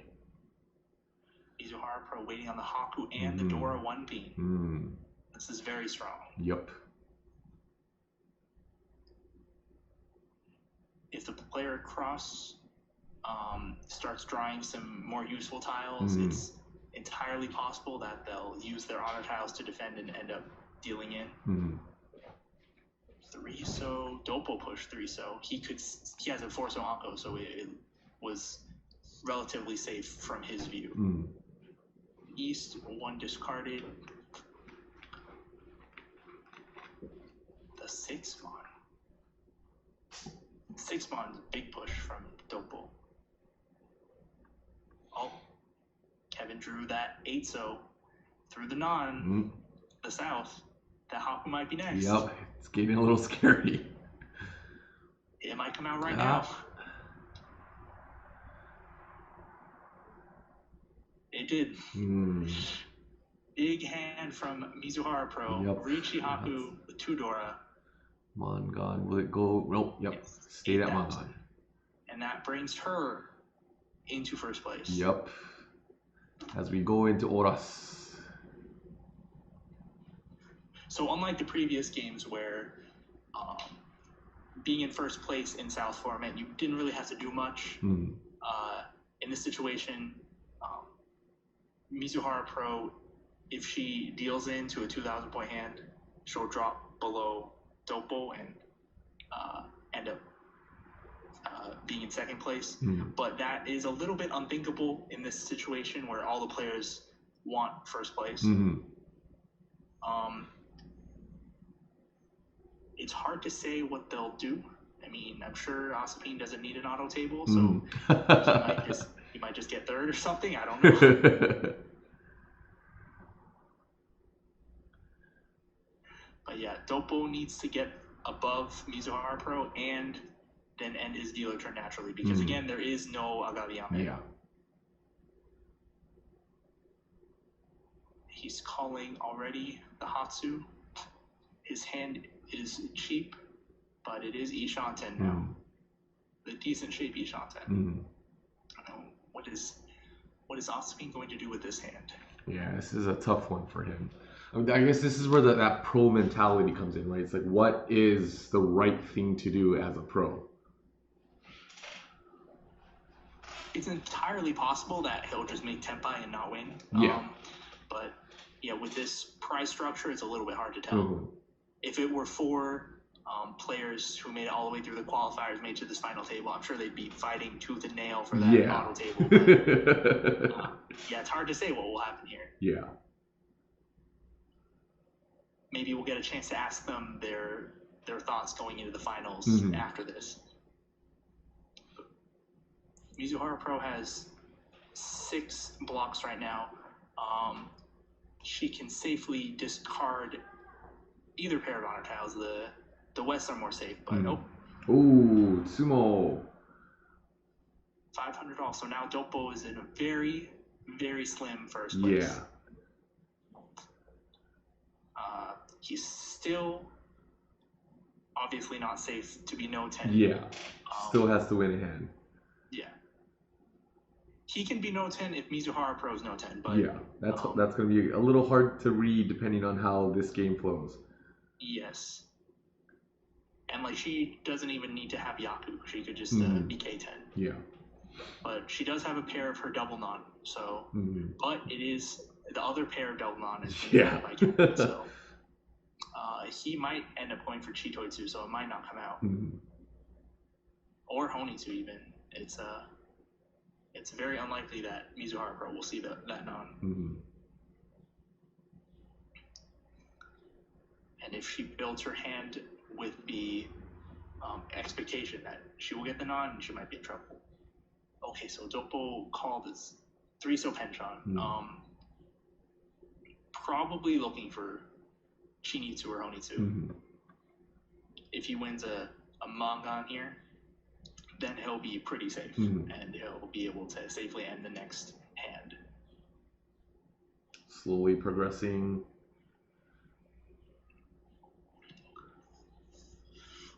Kevin's drawing all these Banzu. His point condition to get first place right now, he essentially needs to make a big sumo to overtake Mizuhara Pro. It looks like Haneman sumo. Yeah, Haneman sumo will overtake both Doppo and Mizuhara Pro. So Honitsu Chitoitsu sumo is Haneman. So that looks like what they're going to be aiming for. The 9-mon, there was only one left, so they went ahead and discarded that.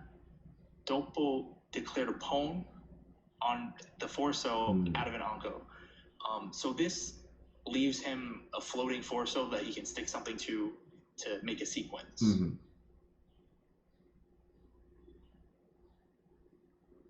Asapin might be dreaming for that Suanko. Big comeback in South 4. Let's see, Kevin's hand. It's Ishan's hand for a normal hand. The Haku might come out. The South probably won't come out. But if it's closed. Asapin Riichi's. Is he just aiming for third? Maybe, not sure. This is a Tanyao Ipeko. Yeah, Tanyao Ipeko. Possible Dora. Yeah, Mizuhara Pro is building her hand with the expectation that she'll get that non, but she only needs to be Tenpai to overtake Doppo. So she's gonna try and get to Tenpai safely without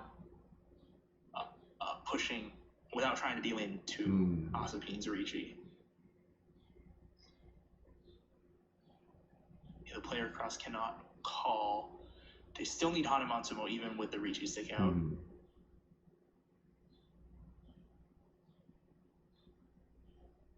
Okay, Mizuhara Pro is Tenpai, K10. Are they going to call this Haku? They can't. It's not enough. Yeah, it's not enough.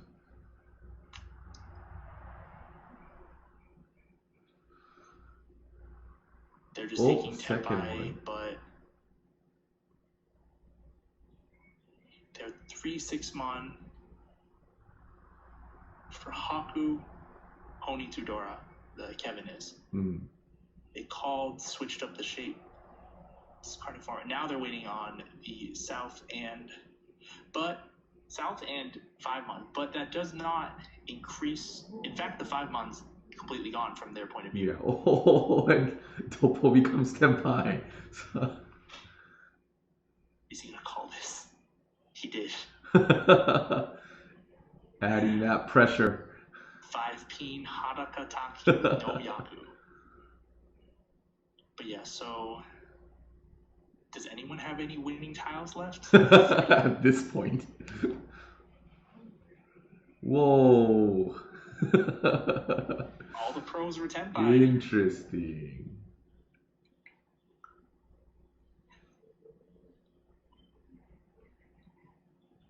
So it looks like difference between Mizuhara Pro and Kevin is 17,400. So Hanemon Sumo is no longer enough. They need Baimon Sumo now for first place. And it's what? There's one Riichi stick on the table, and it's two Honba. Yes. If someone else puts out a Riichi stick, then Hanemon Sumo becomes enough again. But as it stands, he needs a Baimon Sumo. Asapin is already Ishan 10, but he breaks it up. He is going for that Junchan, it looks like. Junchan Sanchoku, maybe.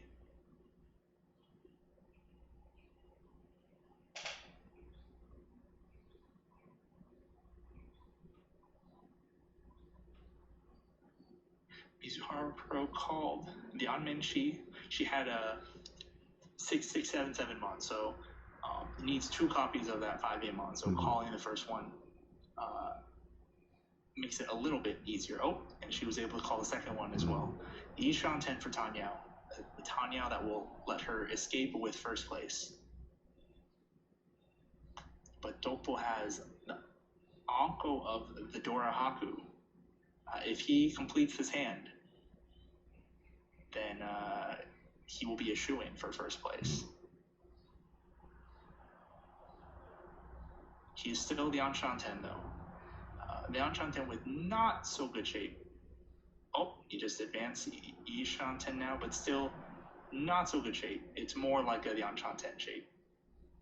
Mizuhara Pro is Ishan 10, and it is possible that Doppo discards a tile that will allow her to advance her hand. Okay. Oh, what is this? Another Riichi. 4-pin Tonki. Dang. 4-pin Tonki. This is unexpected. Yeah. Well, I mean, as mentioned earlier, that would change the situation for Kevin over there. Yes. It allows him to get a Hanemon Sumo. Yeah.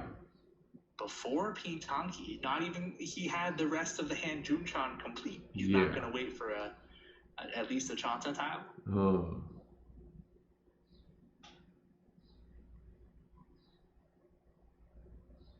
But Kevin is Ishan 10, but it is a cheap hand. Oh, yeah. Here it is. Doppo called. It's Tenpai. Haku door 3, 2 5-so. 5-so is Asapin's Genbutsu. Yep. But Mizuhara Pro picked up the 2-so and then the 5-so. That was a pretty heated battle. A lot of technical jabs involved. And yes, you guys witnessed it firsthand. Akina Mizuhara is the KIZUNA Cup champion. Congratulations. Wow. Well, it seems like there will be a winner interview. Let's see, because of my setup right now, I can't translate that right now because of the audio is probably going to have a feedback. Can you listen to the audio, Nima, on your end? I probably could, but then I would have to mute my mic, I think. Oh, okay. Got it. So either way, there's going to be some kind of feedback. Okay, you know what? Let me do this. Let me change my audio source real quick, and I'll go ahead and translate it on the spot. Oh, Masa is telling me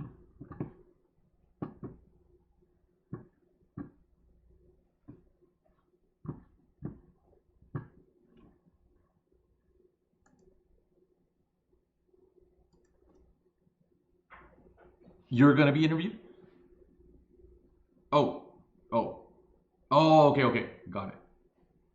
Okay, got it.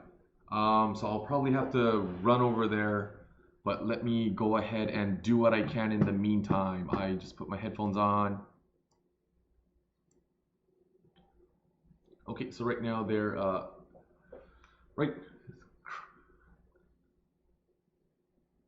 crowning the winner explaining some of the prizes. Winner is taking the AMOS JP2. Second, third, and fourth place is getting the Junk Mat Set. And we're also explaining the Tenho prizes.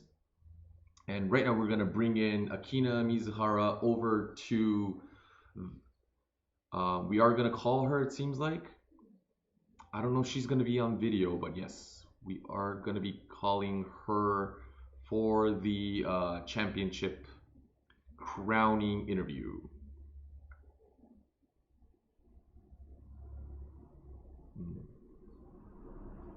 Yeah, so it seems like Misa Kobayashi wasn't really expecting so many pros to be part of the final, so she's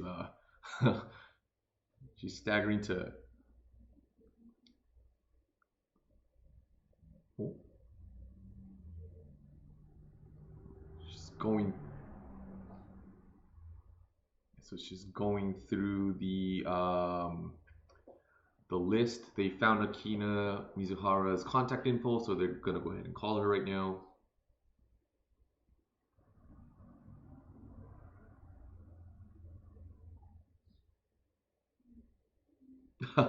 So Ken Sonoda sent Akina Mizuhara's contact info. I think they're doing everything through Discord, but they sent it in the group chat. But it seems like Misa Kobayashi was not in that group, so they're trying to send the info over again. You know, they are working offline. Outside of the studio at their homes, and they're using, you know, pretty much all the setups that we have. You know, we're working remotely, and they were also wondering, you know, what if when a player outside of Japan, overseas players, wins the auto table, how they're going to be doing the interview. Because I think Misa was kind of preparing herself to do certain things in English.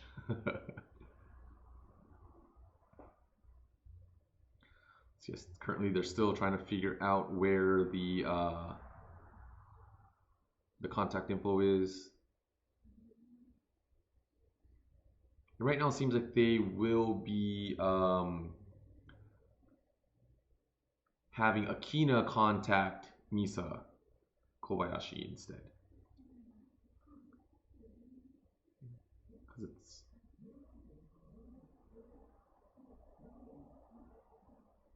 Right, so Misa Kobayashi is going to be sending her own phone number over to Ken Sonoda. All right, yeah, so he just got the info. It's pretty interesting, you know, the champion is actually sending or calling in to get interviewed, so that's kind of rare.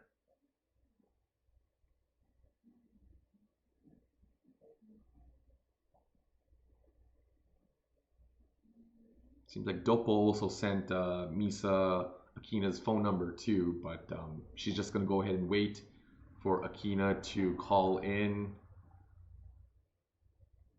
Okay, and the phone's there. Phone came in.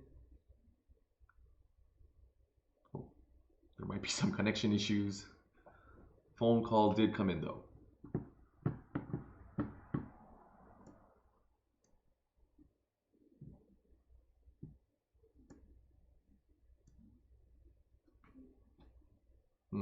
Seems like there's connection issues. Oh, finally it's connected. So Akina's called in. So I'll go ahead and try and translate everything on the spot. So it's pretty amazing that the 3 out of the 4 guest pros went all the way over to the finals. And it seems like it's a little hard for Misa to hear what Akina is talking about. So Ken Sonoda is going to be saying things instead. You know, he just very surprised that a situation is, but you know, wasn't too surprised that Akina won first place because you know she's really good.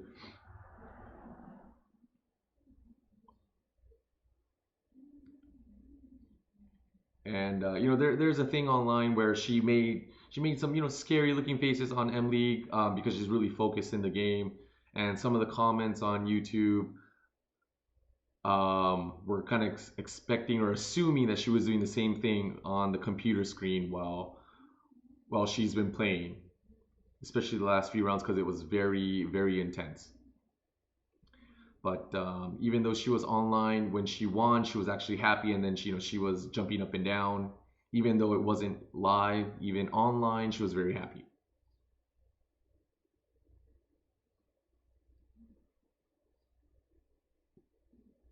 Yeah, so she explaining, what her mind process, what her thought process was throughout the whole thing.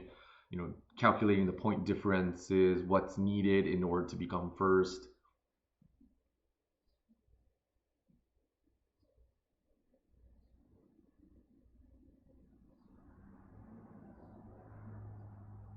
And then especially when Asapin was calling the Riichi, right?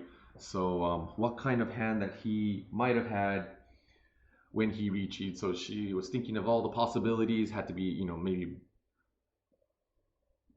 Baimon over Baimon. Ken Sonoda was saying, there's no way Akina's gonna win off of her teammate, her M-League teammate Asapin. So maybe that's why he did a forceful Riichi. So so they're kind of just joking around. Right now the question is, she's asking, how was the whole online experience? Kina said it was very fun because it was everything online. And even though it is online, maybe there's certain things, because it's online, there's a certain feeling.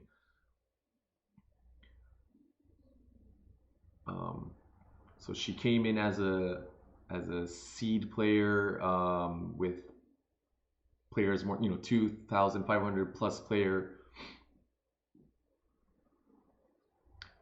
And it's still amazing that you were able to display the competitive Mahjong part through this whole tournament. And officially,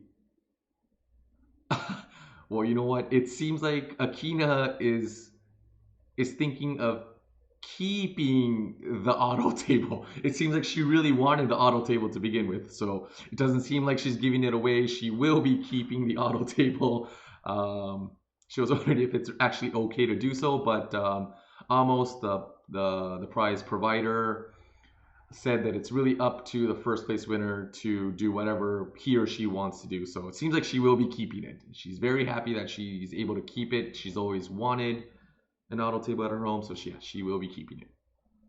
So once again, congratulations to Akina on the win.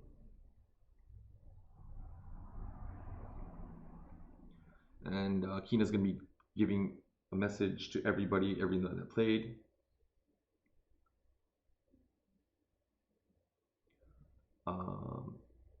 So thank you everybody for participating in a situation like this. I know it was pretty tough because you had to play at least five games in a row, and it's the best scores regarding that. I'm happy that I was able to participate in this and fight hard and ultimately win as a pro. Able to showcase that as well.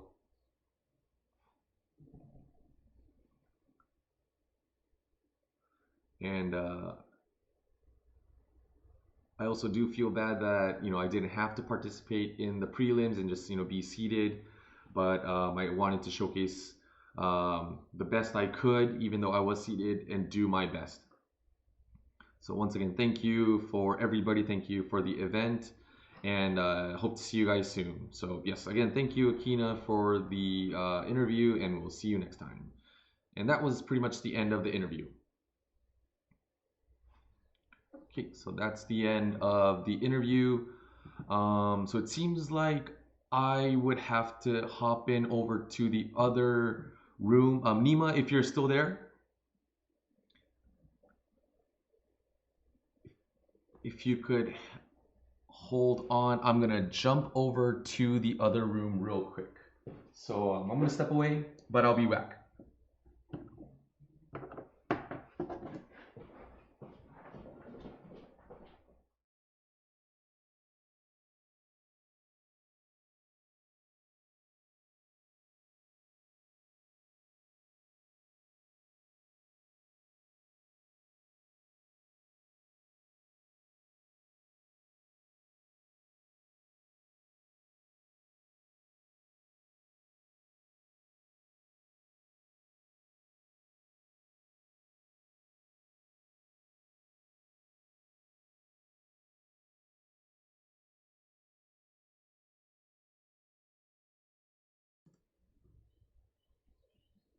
Okay, got it. I think I muted that when I left. All right, so let me do that one more time. Yeah, I'm seeing the personal messages now. So just a quick rundown. We went to the main Mahjong Watch channel because they wanted to do a quick interview with us. It was it was for us being here prepping everything was less than 2 weeks, but a lot of the Mahjong organizations in Japan, and of course you guys too, we all came together. We all worked on a lot of the projects, whether it be the translating part, the brainstorming part, and execution part. How to make this concept into a reality. So we're almost coming down to an end. It is pretty early here right now. The sun's coming up. Once again, thank you everybody who participated in the event. It's because you guys shared the event with everybody. We were able to get so many players. Our first milestone was to enable that first place prize, right, from AMOS. So the goal was 1,000. That was the amount given. That was the the goal. We doubled it. We went well past 1,000 at the end of the day. More than 2,600 players came together. Thanks to you guys. Spreading the word, spreading the concept. That's one, and of course all the supporters who translated all the contents, all the rules into your native languages and spreading the event. Can't thank you guys enough. Masa and Junko are still talking with the people over in Japan and discussing stuff, how to finish and wrap up, how to send the prize over to you guys, and stuff that we have to do still. So we're almost done, but when it comes to the live stream, we are coming towards the end. And the live stream was fun, right? It was close to 20 hours of live streaming. There were some technical difficulties towards the end. So the archive video, we're working on it to see if there's a way to get that back, but we're working with the tech support team to get that. So the moment we do, the video will be uploaded onto LAPOM's channel, and we'll probably make a summarized video on Riichi Mahjong Central as well. If you haven't subscribe to LAPOM or Riichi Mahjong Central, go ahead and do so. We'll continue to do what we do best, trying to put our abilities, what we could do for the Mahjong community. And yeah, it's not just us. Everybody, as I mentioned earlier, all the supporters are coming together online. Because that's probably the best method that we have right now. So again, once again, thank you everybody. On behalf of the event planning and coordinating team, I thank you all. Thank you, Nima, for doing such an amazing job with the commentary. I don't think I could have done this by myself. Obviously, I'm not really much of a technical explainer, so having Nima on board and explaining his point of view on stuff, it was hopefully educational for some of you guys, and hopefully I cracked enough jokes to make it a little interesting from time to time. But yeah, it was a long few days. It was a long few days. So we're on our last few minutes, and yeah, if there's anything in the chat that you guys want to mention, feel free to do so. Nima, any comments, anything you wanted to share while we're online still?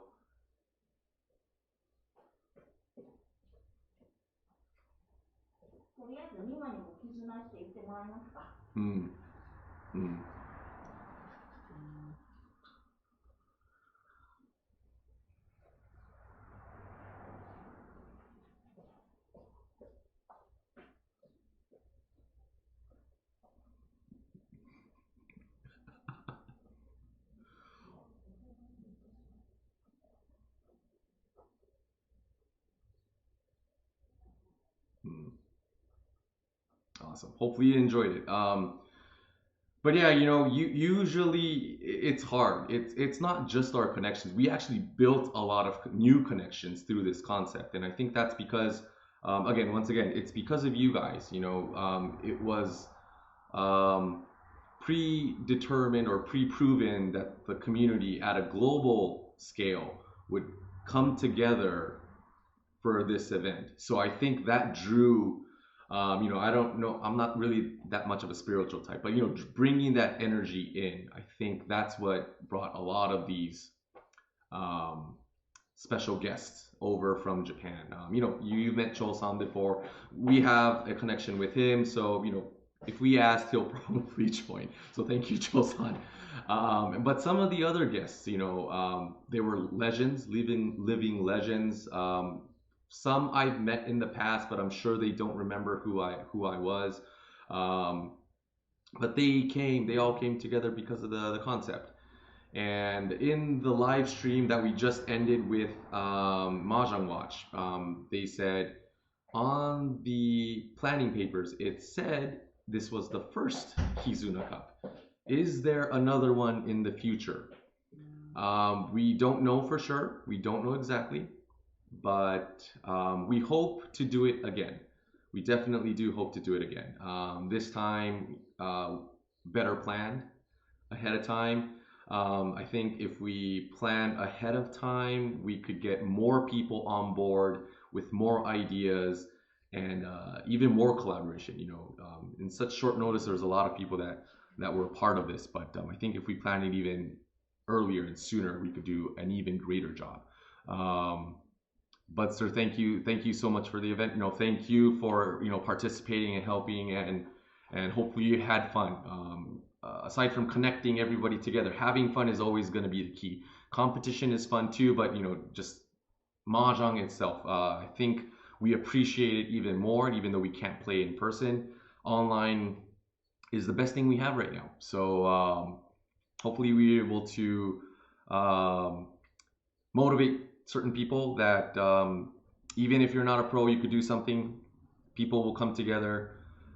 People will believe in the concept, and yeah, you just got to do it. You just got to do it. And I think in one of the players' memo said that they were kind of losing interest or kind of being demotivated when their rank on Tenho kind of went down. But through this event, that player was willing to come back again. So it's great to hear that the concept of the KIZUNA Cup was able to influence you guys in such a way.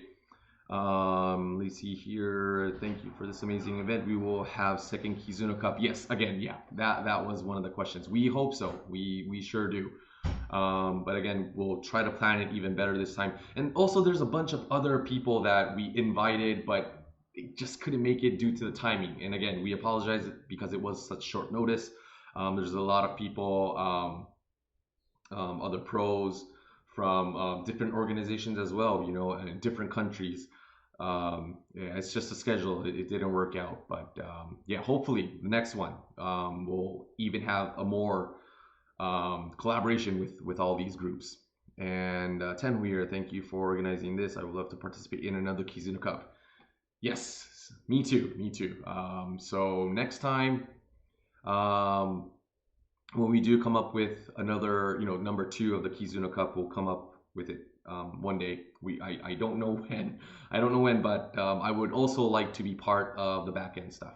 Playing is always fun, but I think my forte is to do a lot of the back end stuff, back end things. Even though I do mess up here and there, but I have a lot of interest in organizing these things, and that drives me for sure. So I'll do my part when it comes to this. Christian, second KIZUNA Cup, no Corona edition. Yes, good point. No Corona edition. Doesn't mean that there will be another virus or something along that line that would replace the concept. But yeah, at the end of the day, collaboration, unification, everybody coming together.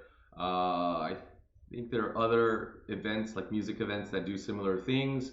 Usually when there's a big disaster, but doesn't really require a disaster to do something like this, right? So I mentioned this in the Mahjong Watch 1 too, but if we were able to give some light to you guys, meaning people like us, amateurs, not pro, doesn't really take you to be a Mahjong pro to do something new. If there's a concept that you believe in, and if you put your heart into it and time into it, naturally like-minded people will come together. And the past few months, I've been really feeling that. Even before the KIZUNA Cup, trying to attend more tournaments throughout the U.S. and even overseas to a certain point. Meeting new people, picking their brains, talking, communicating has taught me a lot the past few months. So thank you to the community. Thank you guys for tuning in. And yeah, I think we still got a lot of wrapping up to do. So I think we'll end the live stream here. Christian, I know you had a great idea for all the streamers to come together and then maybe discuss stuff, but I think, yeah, we'd have to do some more things with the other guys in a bit. So maybe we could put a rain check to that. Maybe we could plan something in the near future with the other streamers too. And then, maybe we could do a podcast or episode just with that, what we learned from this event, how we could collaborate more. Time zone's always going to be an issue, but we'll find a way. We'll find a way. So yep. So yeah. Again, thank you everybody once again. I can't thank you guys enough. I'm gonna sound like a broken record, but yeah. On behalf of the operation team, thank you. And oh, you know what? I have an idea. Maybe I'll end this live stream the same thing with the other videos. We'll end it. We'll say the word KIZUNA together. Hopefully you guys would join me in front of your device, whether it be your smartphone or your computer right now. So we'll go 1, 2, 3 and go KIZUNA, right? We'll end the video that way if you guys are ready. So once again, thank you, and hope to see you guys soon. You guys ready? 1, 2, 3, KIZUNA. See ya.